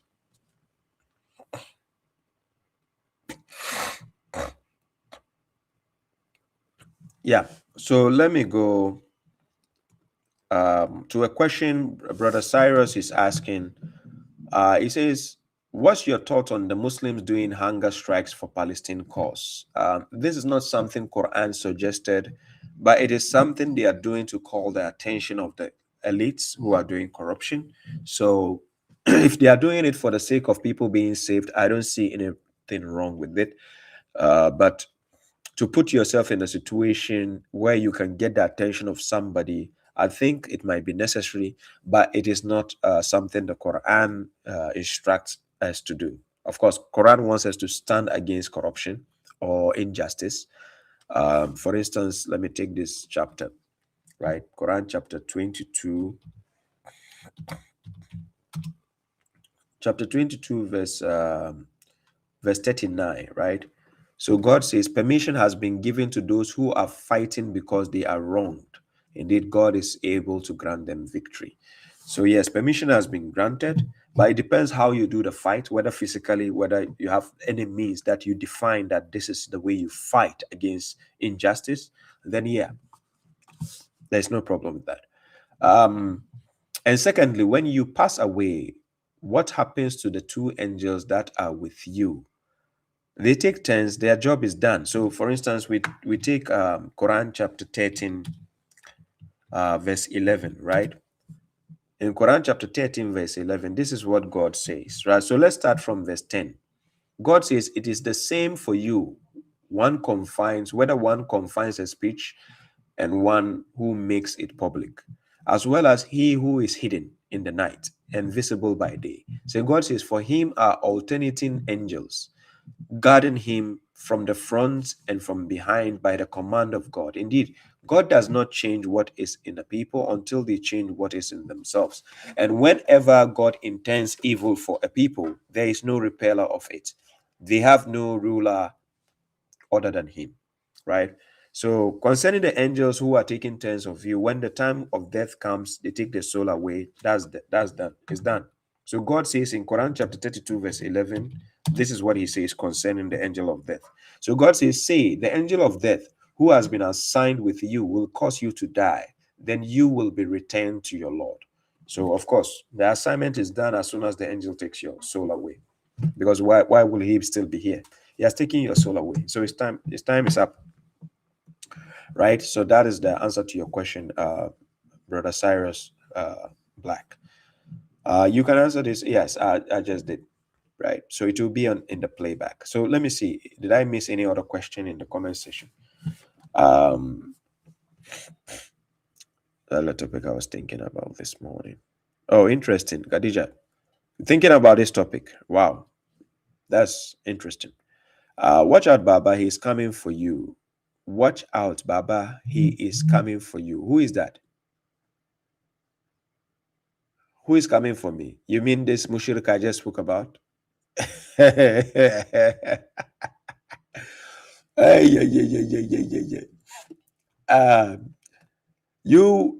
go and check the records. Any mushrik who try to come for me, how they end up.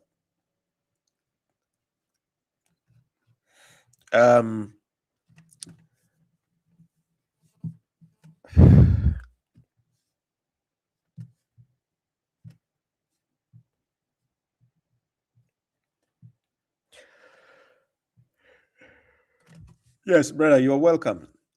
Thank you. You're welcome. Guys, any more questions? We have 2 hours, 11 minutes into the program. Baba, advice on burnout after leaving the Salafi mushriks. This is actually an interesting thing, right? If you leave from a sect, if you exit from a sect and you are still around them, then there's a problem. When you exit from a group, you have to be away from them. You don't need to be around them. The moment you exit from any ideology, you stay away from them. Don't be next to them. It will become a problem. I'll get back to you.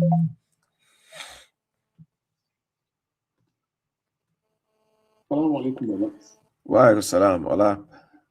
Long time. Long time. How are you? Yeah, alhamdulillah. What do you say about saying prayer annually for one's dead? It's just a tradition people have set up, but it does nothing for the dead person. Oh, really? It's just calling to remembrance for the dead person, but it doesn't do anything for the dead person. So what do you say? Will you encourage or discourage that? No. I lost my mom 15 years ago. 15 years ago, I lost my mom, right?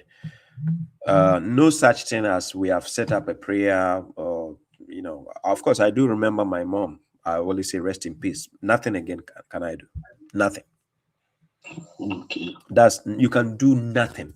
This is enlightenment. This is from God, wisdom. The moment you notice what can be done, is between the person and God. God can decide to, let me show you an example of having mercy, who decides to give mercy to people. I'm going to show you an example. In Quran chapter 5, verse 116. Omar Satawura, I'll come back to your call, all right? I'll call you back. Let me show you what happened between Jesus and God. This is what God says to Jesus. And when God will say, "Oh, Jesus, son of Mary, did you say to the people, take me and my mother as gods besides God?" He, Jesus, will say, "Glory be to you. It was not for me to have said what I have no right. If I had said it, then you will have known it. You know what is in my soul, but I do not know what is in yourself. Indeed, you are the knower of all unseen." Verse 117.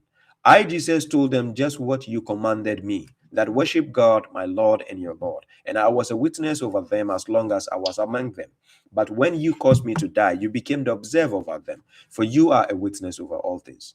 If you punish them, then indeed they are your servants. But if you forgive them, then indeed you are the Almighty, the wise. Now, this is on the day of judgment. Did Jesus say forgive them?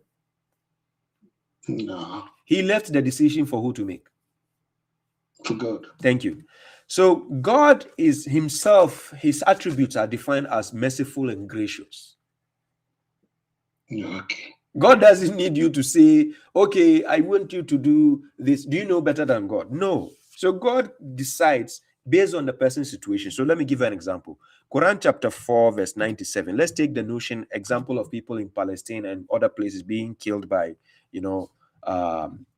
by other people. So I'm going to show you an example. In Quran chapter 4, verse 97, I'm going to read up to 99 to show you something. God says, indeed, those the angels will cause their death in wronging their souls. The angels will say, in what were you? They, the wrongdoers, will say, we were oppressed in the land. Because among the Palestinians, for example, not all of them are wrongdoers according to God, but some are wrongdoers. Some might be evil, right? So now the angels will now ask them, in what were you? Then they say, we were oppressed in the land.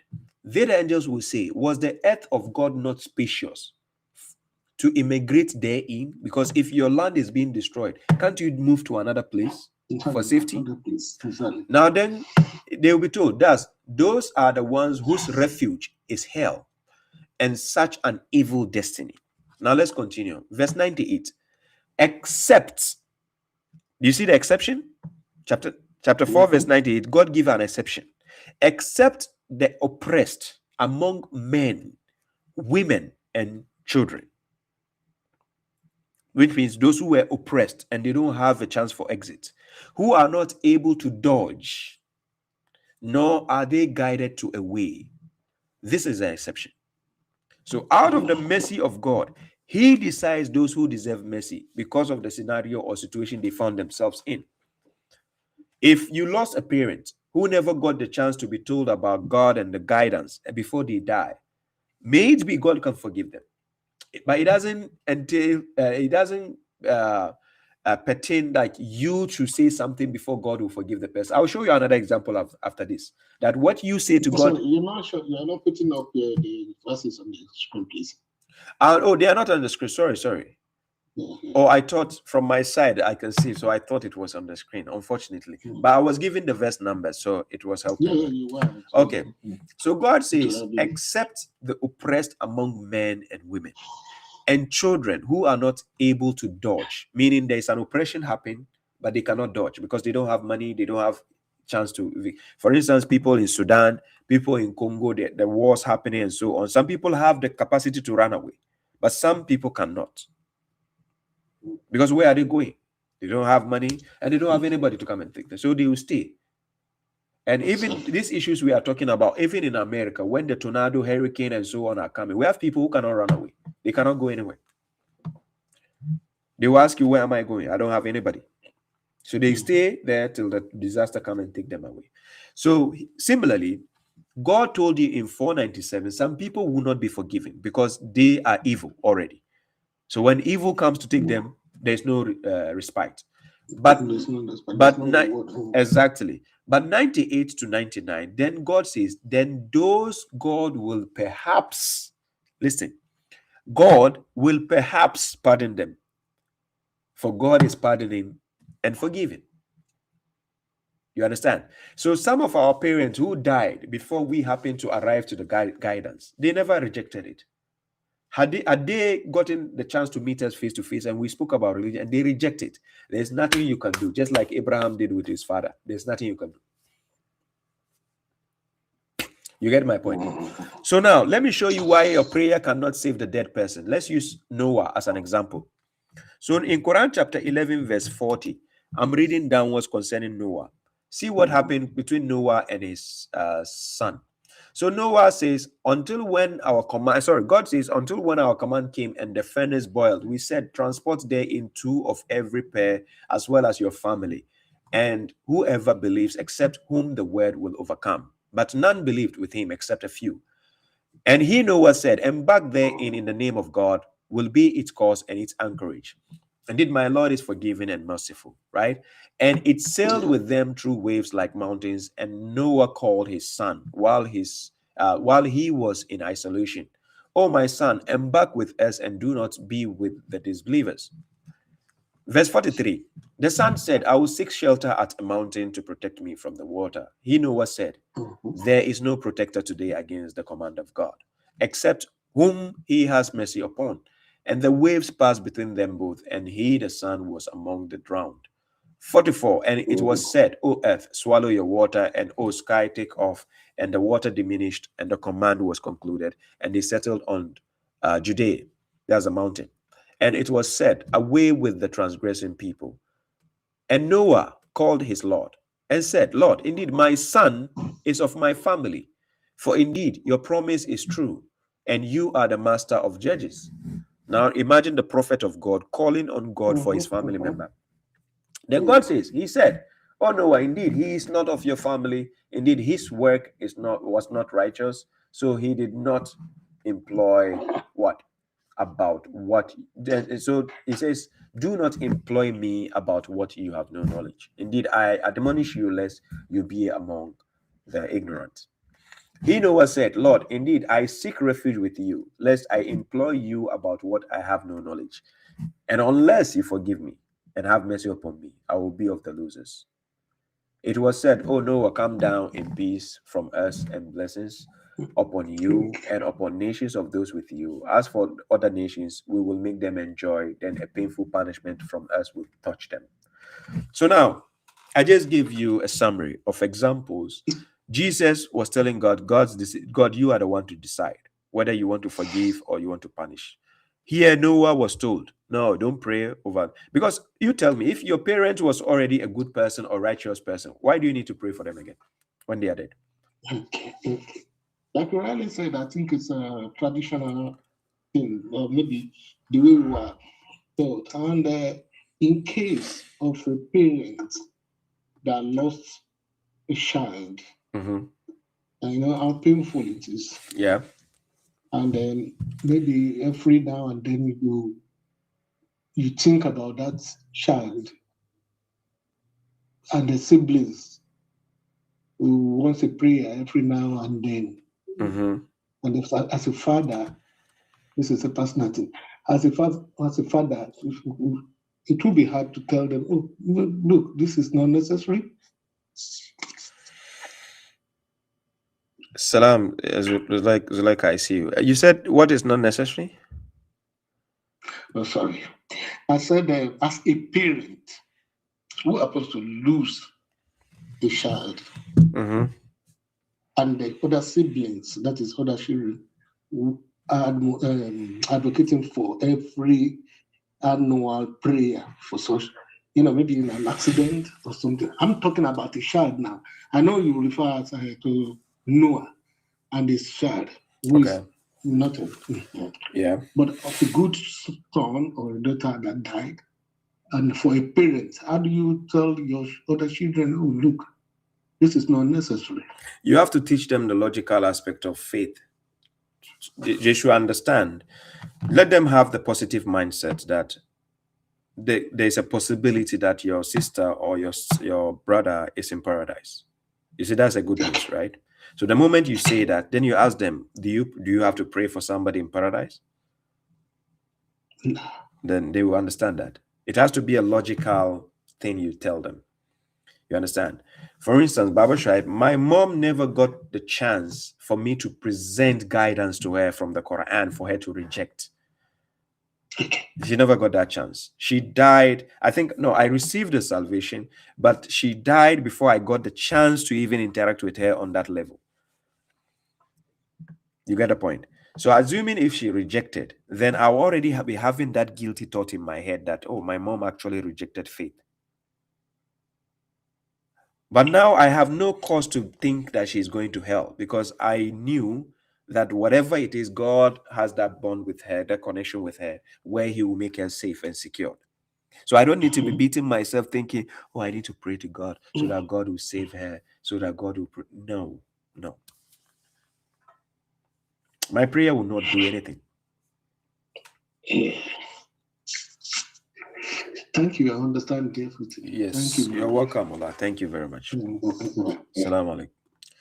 Walaikum salam. Yeah, Omar Satauri, you can call back. You called me earlier on. Khadija says, my mom passed away 9 years ago. This is why the topic was on my mind. Aha, okay. Interesting. Yes. So let's... Peace be upon all the dead souls, right? Omar Satauri.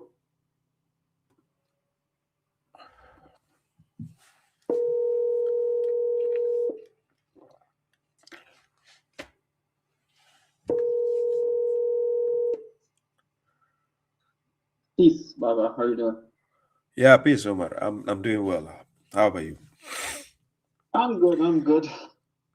Yeah, those verses I asked you is because my dad was quoting them, and then I went to your translation, and then yeah, I didn't see Salah in those verses. I didn't see the word Tahiyat in those verses, but I saw when I went to compare lots of translations, I noticed that a lot of other translations put those words in brackets. In those verses, they put salutation and greetings. And I'm guessing that because the verse that comes after those, it says, peace be upon Abraham, peace be upon Noah, peace be upon Elijah. So I think they're confusing that statement that says, peace be upon the prophet's name. Like maybe they're thinking that's a greeting. But to me, it seems like God is just saying, like, they'll be at peace, like a feeling of peace, like tranquility of peace in the hereafter.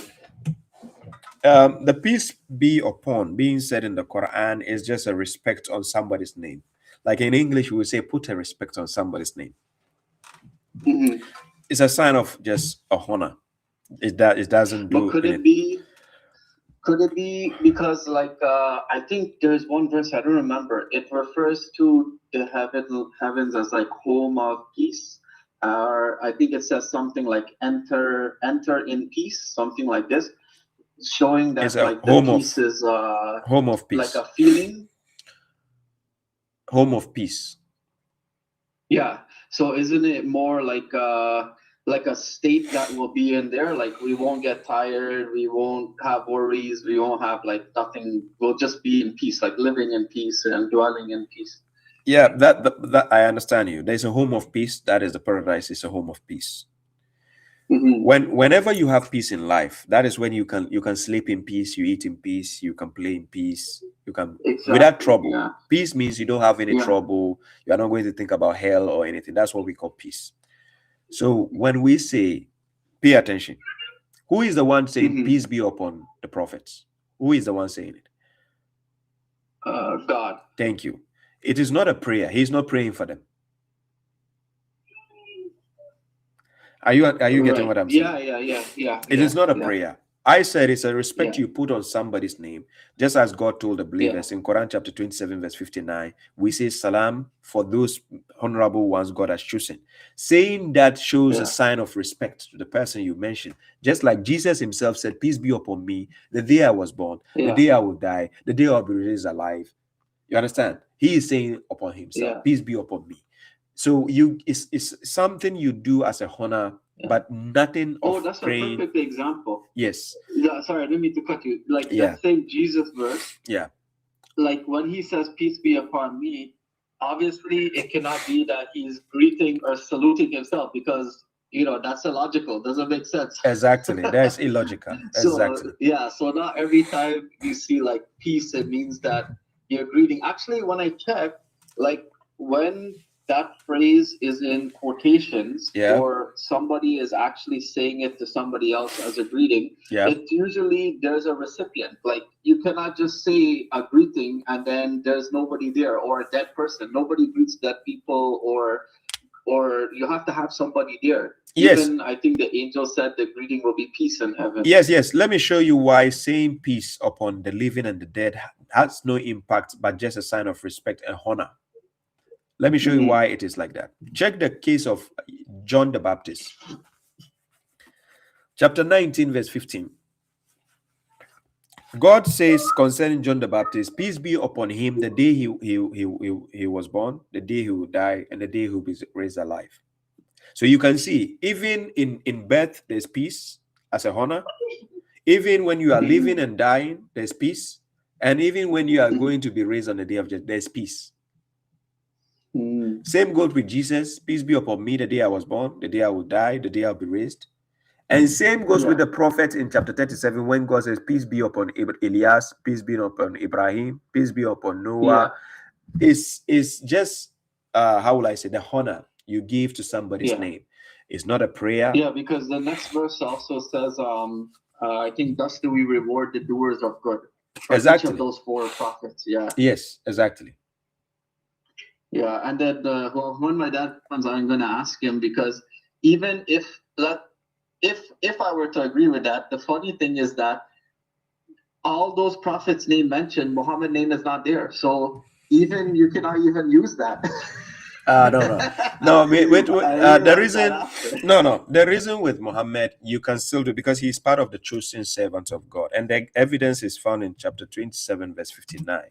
This is what God says.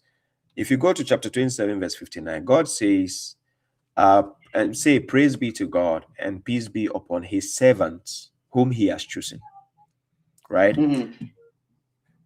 And peace be upon his servants whom he has chosen. And Muhammad is also a chosen servant of God. Right. You get the point? So like I said, I'm saying peace be upon you. It's not a prayer. It's like an honor. But if you're saying it to somebody directly, it's a greeting. Yeah. That's it.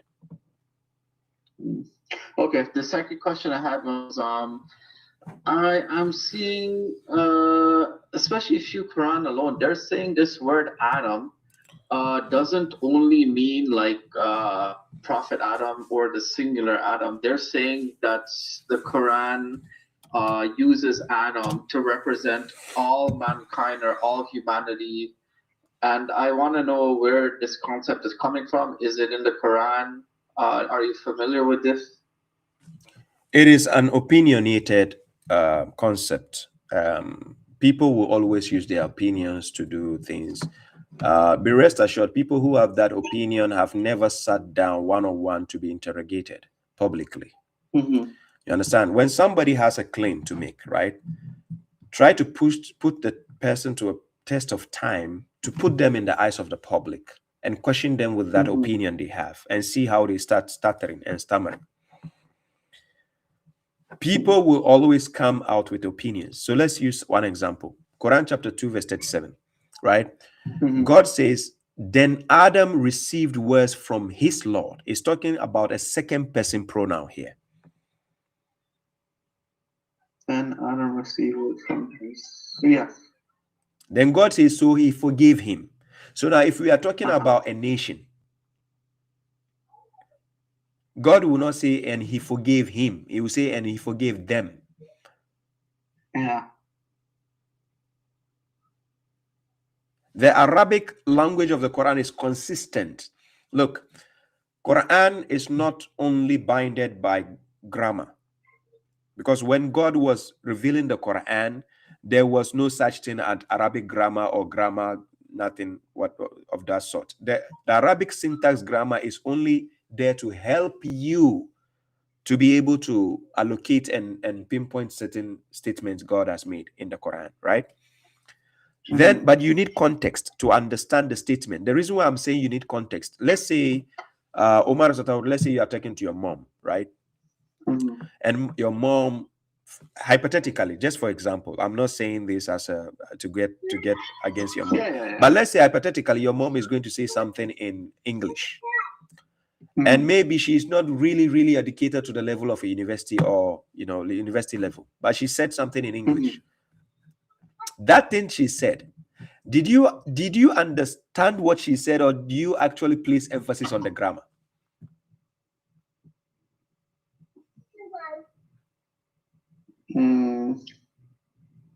If your mom gives an instruction and she said, can you go to the kitchen and give me a cup of tea? But maybe she said it in a wrong English grammar. Yeah, I'll still get it. I'll do it. Thank you. Because what? You already understood the context of what she did. Yeah. So it is not necessarily based on the grammar before you understand what she meant. Right. Are you getting my point? So similarly, if you go through the Arabic language, history of the Arabic language itself, a lot of history files, archives has been missing, and people cannot even allocate those history files for you. So I can give you an example. So for instance, let's take the rules of Arabic grammar. I'm going to show you some history. And guys, you can look it up for yourself, right? We have this Imam Ali ibn Abi Talib, earliest initiator of Arabic grammar. He is the earliest initiator of Arabic grammar. This guy was not based in the time of the Prophet. We have several classical and modern sources attributed to the first foundational rules of Arabic grammar to Imam Ali. You know Imam Ali, right? No. I just mentioned him. So you search the name, you say Imam Ali ibn Abi Talib. That is Imam Ali. So then we take, he said to have drafted the earliest principles and then instructed Abu al-Aswad al-Du'ali to systemize them. This view appears in academic discussions and historical summaries. This is a view coming from historical references, right? Number two, we have Sibawayh. Sibawayh, founder of the first complete grammar book. Then his Sibawayh comes from the 8th century. That is 100 years after the Prophet, right? He is universally recognized as the author of Al-Kitab, the first comprehensive and systematic work on Arabic grammar. Many scholars call him the founder of Arabic grammar in the technical scholarly sense, because his book became the foundation of the entire field. So now you have the book of God already in place, and then some people invented what we call Arabic grammar. Now, are you following what the example I'm giving here? It means what you call Arabic grammar today was not already there before the Quran was revealed. It only came in place because the Quran is there. Right. So the grammar can possibly also have flaws. Yes. I'm based in Finland. Even in the Finnish language, there are certain things I consider a flaw. I even spoke to a teacher whilst I was back in school about 12 years ago. 12 years ago, I was in school in Finland. I questioned a teacher concerning that grammar having a flaw inside. And the teacher actually confessed by telling me some of the grammatical instances were fixed later on, after the language was written. Some grammatical instances were fixed later on. Wow. Yes. So the Quran, when God was revealing the Quran, he didn't have to follow anybody's grammatical rules. So the grammatical rules like stipulated for us now is made by people, and there can be differences of opinion when it comes to applying grammatical rules. Yeah, yeah. Even with English language, English the language rules also sometimes has. are not consistent. There's a lot of inconsistencies Of when course, applying certain of rules. course, you cannot use the modern standard English grammatical rules to apply to the classical English. It doesn't work. Yeah. So, for instance, if you take the book Romeo and Juliet by William Shakespeare, if you take the English written therein, you cannot use the modern standard English grammar to apply to that book. It doesn't make sense. It will not be consistent. You understand? So, based on the timeline, a grammar is only there to aid you. It doesn't mean 100% has to be accurate, but it is there to aid you. But what you have to really, really pay attention is the text and the context. The grammar is only there to help you, but the message is what you have to pay attention. Just like I gave you the analogy of your mom. Yeah. You get the point? Okay. Yeah. So talking about Adam, when people start telling you, though Adam is not about a single person, it's about a nation, you tell the person, come, let's sit down and access the Quran itself. Is the Quran talking to multiple people, 2 people, 3 people? Because Arabic language is a unique language in such that if it's talking about 2 things, it will mention 2. If it's talking about 3 things, you know. If you're talking about 1 thing, you know. That's how the Arabic language works. I'm trying to find, and I think there's a verse where we're talking about when they created Adam, when that created Adam, they told them to prostrate.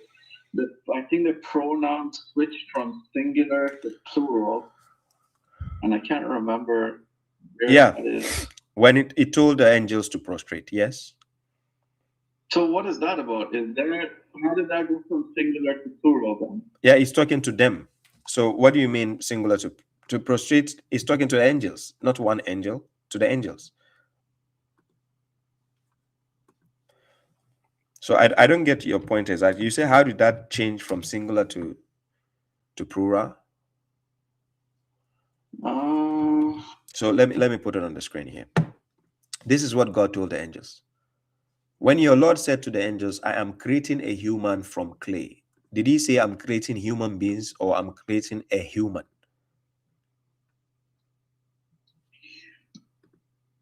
Did you see the statement? God says, I'm creating a human, one human from clay.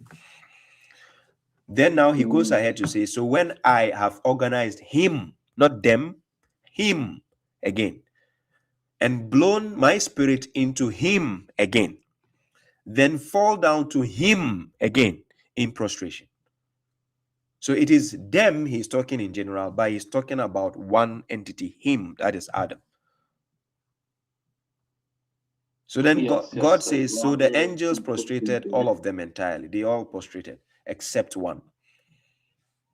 Then he says what? Except Iblis. Yes, the grammar. So this is when you analyze the issue with context and you still cannot come to the conclusion, that is when the grammar will be needed as a result also. You understand? You weigh the options. Okay, can I use just the context to see the light, or can I use to examine the issue by using the grammar? It's just there to aid you in the language, but it doesn't become 100% the necessity of applying that 100%. Yeah, it's kind of like a tool or something. It's a tool. Yeah. Yes. So the argument of Adam being a nation or what is just an opinionated argument. For now, whether you like it or not, people will pass on that argument. I just don't agree with them. Yeah, me neither. Because if it was to be plural, then I want to check. I think the word mankind, nas, when it appears, it shows that even though the word is mankind in the Arabic, it shows that that's plural. So if I was to see the word Adam anywhere in the Quran and it's supposed to be plural, there should at least be one instance that in the Arabic word shows plural, but I didn't find that. Okay, so let's simplify the issue here. In Quran chapter 4, verse 1, God says, oh, you mankind. Now he's talking to us in general, all mankind. Then he says, reference your Lord, the one who created you from one soul. So let's start with one soul. There's always a beginning. There's number one before number two. Yeah. So he created from one soul and created its mate from it. From the soul, the same soul, he created another soul. So making it two. Then from the two entities, he transmitted from them both many men and women. Is it not clear enough? So that Adam and his mate then? Yes. So somebody will say, why was God talking in a female sense about the soul? Because a soul, according to the Quran, you have to use the female attribute for the soul. Is this a language, the way what the language demands? Oh, soul in this verse is feminine? Yeah. Oh, okay.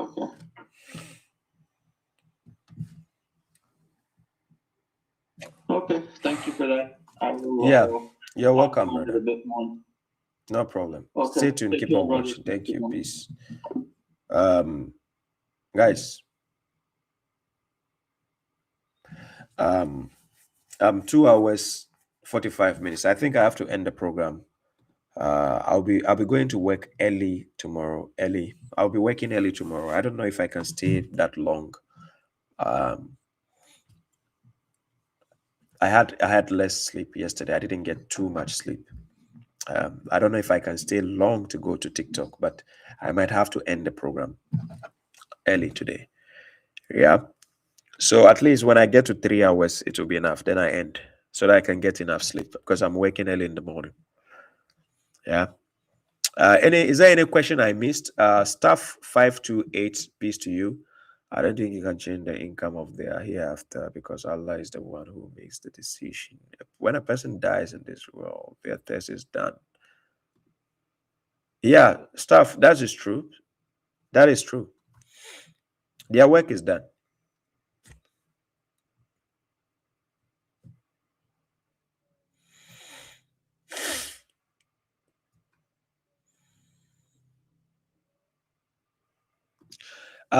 This person is asking a question. Amis B1 says, does this mean that the Quran only mentions dua for our parents while they are still alive? Quran chapter 17, Rabbi arhamuhuma kema rabbayani sagira. God have mercy upon them just as they raised me from small. Yeah, it shows that the parents are alive. And God tells you either one of them or both of them reach the old age with you and tells you the dua you have to say. But the point is, regardless of whether they are alive or dead, when you say prayer, we are talking about there are certain things you do and it will still not be relevant. Doing it doesn't mean you God is going to it's a sin, right? Okay, I give an example. So let's say right now I lost my mom, right, 15 years ago. So then I say, God, please grant my mom the Jannah, let her live safely with you. God, do this. You can only hope. But this is the hope God already told you the outcome. Your prayer does nothing for the dead. It does nothing. So fine, people will do it regardless. So just because people say it does not make it the reality. Fine, you can say it, fine, if you want.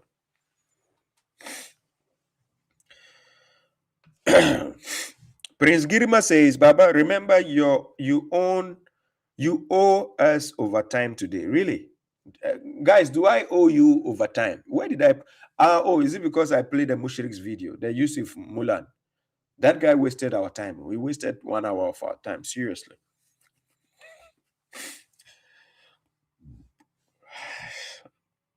Sorry.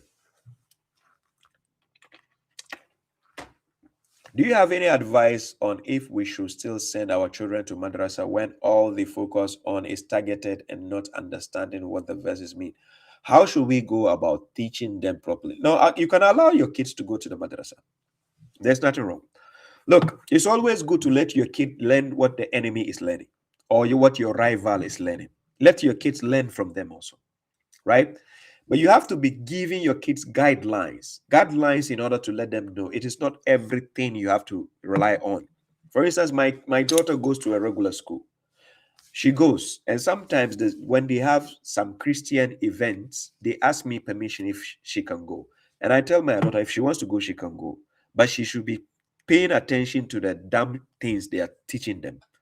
She should come and tell me. So she will come back. She'll say, Baba, I went, they took us to one church. They showed us the cross of Jesus. He has blood in his hand and they crucified us. I said, then just imagine, they call this one God. It's a statue, but they call him God and they bow down. So, for instance, I can open the Bible and show her where God says they should not make any graven image, and I show her, and she sees that. Then she will ask me, why are they doing that? And I say, because they are stupid. So you have to be the counter to show the kids, the counter of that knowledge they go to, like, so that they will remain consistent in the head. Sometimes you as a parent, you cannot do everything for your kids. You have to learn how to, be the guide when they are seeking something, but you will be the guide at the end of the tunnel, showing them that, yeah, this thing you have is good, but this shouldn't be used like this or that. That's the point. So it's always good to let a person know both truth and falsehood. Let them learn. Then now you will be the lead and teach them how to utilize those things. I've been to school. I went to the church services of school, but I didn't become a Christian. I've been to madrasa. I've learned the hadith and so on, but I didn't become a mushrik. I stopped being a mushrik. So that is how it works.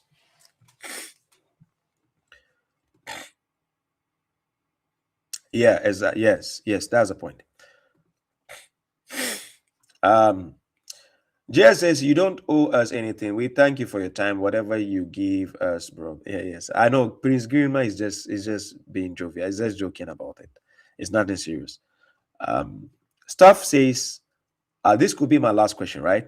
Can you please share your thoughts on 262? I was told that the Christians go to heaven and Jews. No, the verse doesn't talk about going to heaven or paradise or anything. But let's understand the verse. Chapter 2, verse 262.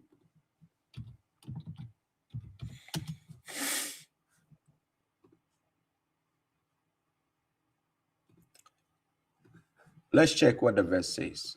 So here is the verse on the screen. So he says, indeed, those who have believed, or we can say those who believe, right? And those who are Jewish, the Christians, as well as the Sabians who believe in Allah. That is number one. Who is Allah? Check chapter 112. If this Christian, the Jew, the Sabian, believe in the concept of Allah in the Quran, chapter 112, they are secured. And believes in the last day of judgment, as God describes, not the one Jesus is telling them in the Bible, not that one. As God describes, then they are secured. The reason is, according to Quran chapter 2, verse 8, we have people who will tell you believe in God in the last day, but they are not believers, right? So then number 3, and act righteous. The good deeds God has stipulated for us in the Quran. The person does these things, that means they are qualified. So it's 3 things. Then God says that they will have their reward at their Lord, and there will be no fear upon them, nor will they grieve. Now, when you take this verse, in the context God is revealing it, it doesn't mean the random Christian you are seeing who is saying Jesus is three in one, shampoo and Nescafe. That means they are not that one. Not those ones that are idol worshippers, right? We are talking about somebody who actually believes in Allah, the God who created the heavens and the earth. He does not beget, nor was he begotten. He doesn't have anybody equal to him. God is not a spirit. If you have Holy Spirit, you have spirits of this, spirits of that. You cannot call God spirit. It is naivety to think God is a spirit, because that means it becomes a creation, because every spirit is a creation by God. Just like God blew his spirit into Adam, right? So spirit, God himself, we don't say he's a spirit, because then it becomes equal with another spirit. Because then if you say God is a spirit, then we have Holy Spirit. Oh, Holy Spirit. Then that means Holy Spirit is holy, then that's God. That's the psychology of Christians, pagans. God is not a spirit. He never told you anywhere that he's a spirit.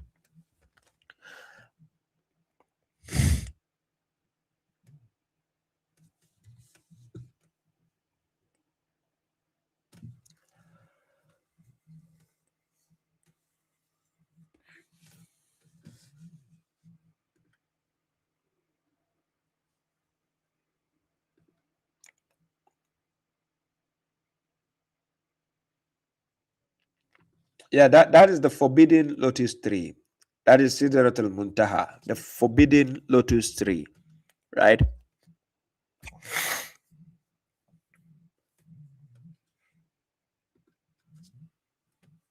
Yes, Quran actually mentions the dua whilst our parents are alive. Yes, that's what the Quran mentions. But we have seen example of people praying for the dead people. For instance, Noah praying for the dead, but God didn't accept that. We saw Abraham, he did it, but God didn't accept that because God says there's no way he can interfere for the transgressors. So people will still do it regardless, but it's proven to be futile.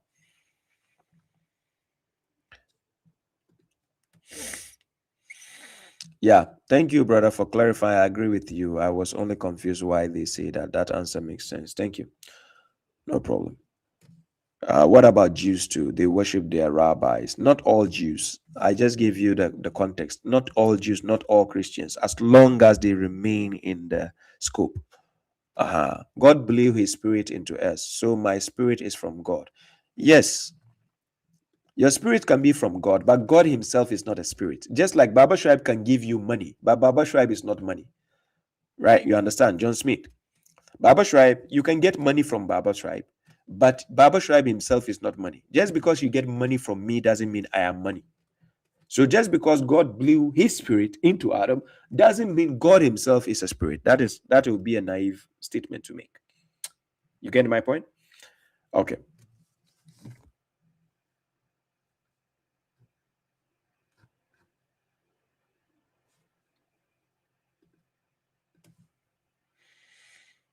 Guys, I have 5 minutes more to go. It's almost 3 a.m. here in Finland.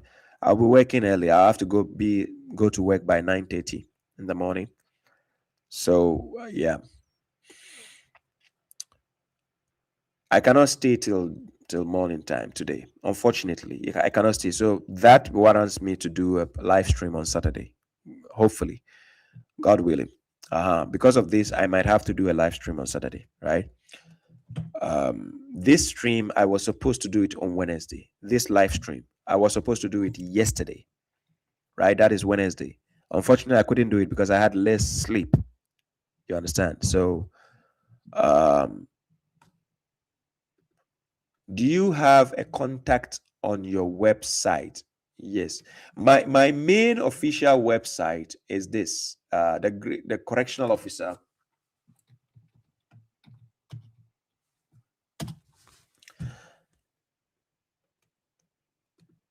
This is my main official website. This one. I just let me if it can see the screen. This one. This is my website.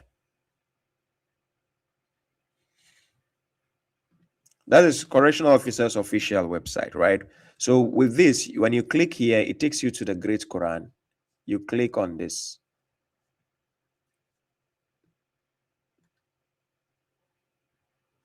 Here, when you click on this, it takes you to the Great Quran page. You see how it works.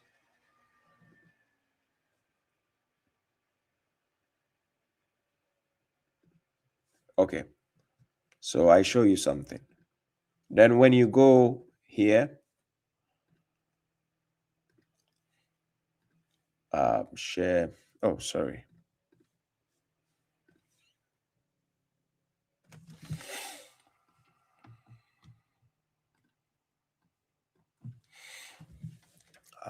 Let me share the screen again.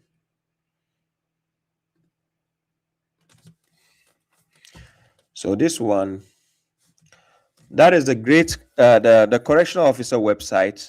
Salam Suleiman. Suleiman Aziba, salam to you.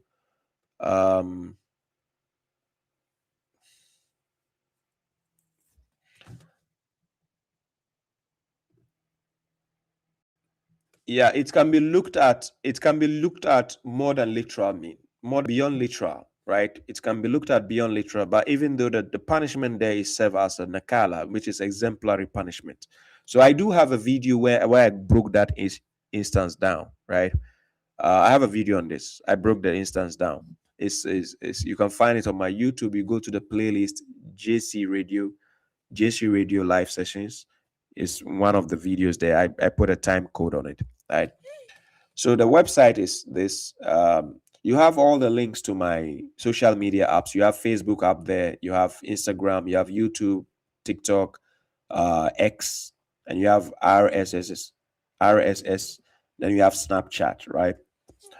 With my Snapchat, people send me requests, but I don't usually respond because the point of Snapchat is it's time consuming. People send messages, I have to. So usually I don't have that much time to do that. So yeah, I do share content on Snapchat also. So I have Snapchat, and those are all my social media outlets. There's my email there, bush2g9@hotmail.com. The main page, you enter. If I click enter here, it takes you into the main page. So it brings the about me here, and then my YouTube shorts and reels. If you click on the shorts, then it will take you to the YouTube page, right? Then if you go next, so the next, it shows my pictures from the conference I did 2 years ago in Ghana. The pictures are there on the page. You can find them. And then the short video of the conference itself. The reason why I couldn't share the conference itself in an appropriate way, because the sound quality at that time they used was very bad, right? But thanks to God, now we have the solution for the sound quality to be fixed, right? So then here again, you go to the next. Then you have the correctional officer, some music made dedicated by Dr. Ask Dr. Imran. That is Qbet Boss. You find him on TikTok. On YouTube is JD Master Boss. With the help of the AI, they made this beautiful piece, right? Then the video of me 2 years ago when I was in Ghana, the charity works that we normally do for the old people, and that is the link to donate by Stripe and PayPal, right? At the moment, the Hop Nima charity program, I posted, right? I posted for now. I might resume it at the time of Ramadan if God permits, God willing. But for now, it's paused. And thanks to my dear sisters who gave a helping hand for one dear sister of ours in Ghana. I was in Ghana. I met the sister. Her name is Hajia.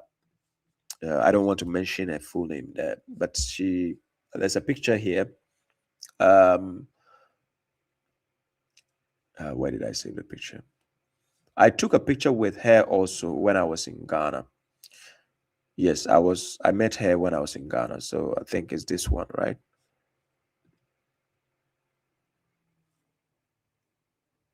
Yeah. We have some sisters who actually gave a helping hand because she went under the knife. She had a surgery, and thanks to God, she came out safely, and we actually gave a helping hand, and she was very, very grateful for that. Very, very grateful. And thanks to all those who showed their help. God bless you. So that is the page, and when you go to the next, you have my short videos where I appear as a guest, or did it with somebody in an interview and so on. And these are the videos, you find it there. But even though all these videos, short videos, you can find it on my page, my YouTube page or TikTok, as usual. So that is just a basic website for correctional officer official. You find all my details that you need to find there. Things that you want to know, they are all found there, right? So, ladies and gentlemen, thank you very much for your time. It's already 3 hours into the program. I need to get some rest. I have just less than 6 hours to rest. Following you from UK, learning a lot of clarity from you. Please include contacts to reach out. Yes, my correctional officer number. Guys, somebody can put correctional officer's number +358 466 803144. Right? +358 466 803144. Right? So yeah.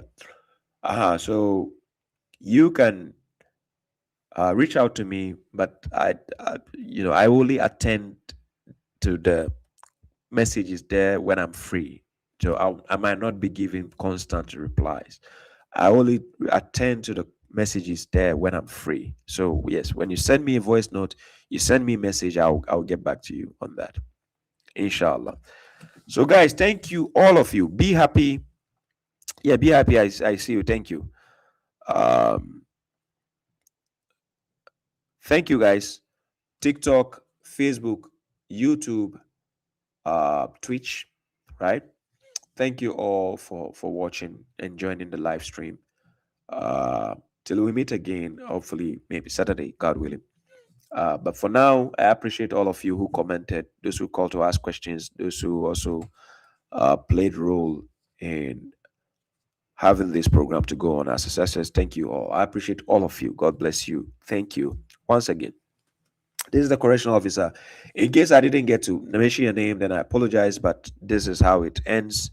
Thank you all. I appreciate all of you. Helal Ahmed, Maggie, Jihan, the propagator, Prince Girma, Be Happy, all of you. Abdul Samad, Baba Sedu, Salis Jimmy, Khadija Sameya, Staff 5288, Brother Olahu called, Bilal Jibril, thank you. Omar Sataur, the brother who called Haruna, all of you. I appreciate all of you. Thank you very much. Fashion Soiree, God bless you all. Till we meet again, hopefully Saturday.